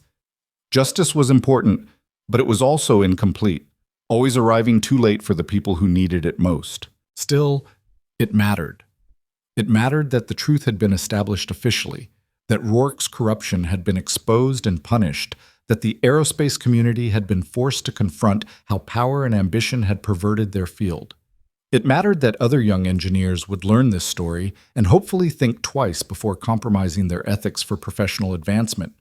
It mattered that Wesley Carter's name was now synonymous with innovation and unfair persecution rather than failure and incompetence. It mattered that Nia had refused to accept the narrative she'd been given and had fought until she could prove a better truth. 1 year after the museum ceremony, on what would have been Wesley Carter's 75th birthday, the museum hosted a special event celebrating innovation in ethical engineering. The Hammond Prize Committee formally rescinded Rourke's award and posthumously honored Wesley Carter for his contributions to propulsion research. Nia accepted the honor on her grandfather's behalf, standing before a crowd of aerospace professionals, engineering students, and people who had followed her story from the beginning. This prize represents recognition that came too late, Nia said, holding the engraved plaque that bore her grandfather's name. But it also represents a commitment from the engineering community to do better, to question more, to protect innovation rather than suppress it, to ensure that power and credentials don't become tools for silencing truth. She looked out at the audience, seeing faces young and old, some who remembered her grandfather, and many who only knew him through the story Nia had uncovered. My grandfather believed engineering could change the world, that good design and rigorous thinking could solve problems and improve lives. He was right, but engineering can only fulfill that promise if we protect it from corruption, if we insist on ethics alongside innovation, if we refuse to let authority go unchallenged when authority serves interests over truth. The applause was warm and sustained. After the ceremony, people approached Nia with stories. Engineers who had faced similar suppression of their work, students inspired by her determination, professors who had restructured their ethics curricula to include her investigation as a case study in intellectual courage. Each conversation reinforced what Nia had learned through this journey, that one person's refusal to accept injustice could ripple outward in ways impossible to predict or contain. That evening, Nia returned to the Advanced Propulsion Gallery and stood alone before the restored X-42. The museum was closed to the public, the lights dimmed, the space quiet and peaceful. She placed her hand on the engine's cool metal surface, feeling the precision of the machining, the elegance of the design, the brilliance that had been deliberately hidden for so long. "We did it, Grandpa," she whispered. "Your name is cleared. Your work is recognized. And I'm going to keep learning, keep innovating, keep asking the questions you taught me to ask. I promise you that. I promise the X-42 won't be the end of my investigation into truth. It's just the beginning." The engine sat silent under the gallery lights, a monument to innovation and injustice, to corruption uncovered and truth restored. But more than that, it was a testament to the power of one person's determination, to the importance of questioning authority, to the reality that credentials and power could not permanently suppress truth if someone was brave enough to keep digging. Nia Carter had started this journey as a custodian's daughter with a dream and a suspicion. She was ending it as a researcher, a student, a recognized advocate for ethical engineering, and living proof that brilliance could emerge from unexpected places if given the chance to flourish. Her grandfather's legacy was secure, enshrined in museum exhibits and professional recognition and the memory of everyone who learned his story. But perhaps more importantly, Nia's own legacy was just beginning. She had proven that one person asking the right questions and refusing to accept convenient lies could change institutional narratives, expose corruption, and restore justice. She had shown that expertise earned through determination and self-directed learning was as valid as expertise gained through traditional credentialing. She had demonstrated that speaking truth to power wasn't just possible but necessary, even when the costs were high and the outcome uncertain. As Nia left the museum that night, Walking out into the warm evening air with her future bright and unwritten before her, she carried with her the most important lesson her grandfather had ever taught: that the truth is worth fighting for, that innovation deserves protection, and that sometimes the people who change the world are the ones everyone overlooked because they were too busy looking at credentials instead of character, at titles instead of talent, at power instead of principle. The X-42 would sit in that gallery for generations, a reminder of all these truths. And Nia would spend her life ensuring those truths were never forgotten, that other innovators were protected from the corruption that had nearly destroyed her grandfather, that young people who taught themselves engineering from library books and YouTube videos knew they belonged in the field as much as anyone with expensive degrees and prestigious positions. She had fixed more than an engine. She had repaired a broken system's willingness to question itself. She had restored not just her grandfather's reputation, but the engineering community's commitment to ethics and truth. And she had proven, beyond any doubt, that one person's courage to challenge authority could rewrite history and create justice where none had existed before. That was the real legacy of the X-42. Not the engine itself, but the lesson it taught about power, truth, and the importance of never accepting narratives just because powerful people insist they're true. That lesson would outlive all of them: Wesley Carter, Clayton Rourke, even Nia herself. Because some truths, once uncovered, become permanent parts of the stories we tell about who we are and who we aspire to be.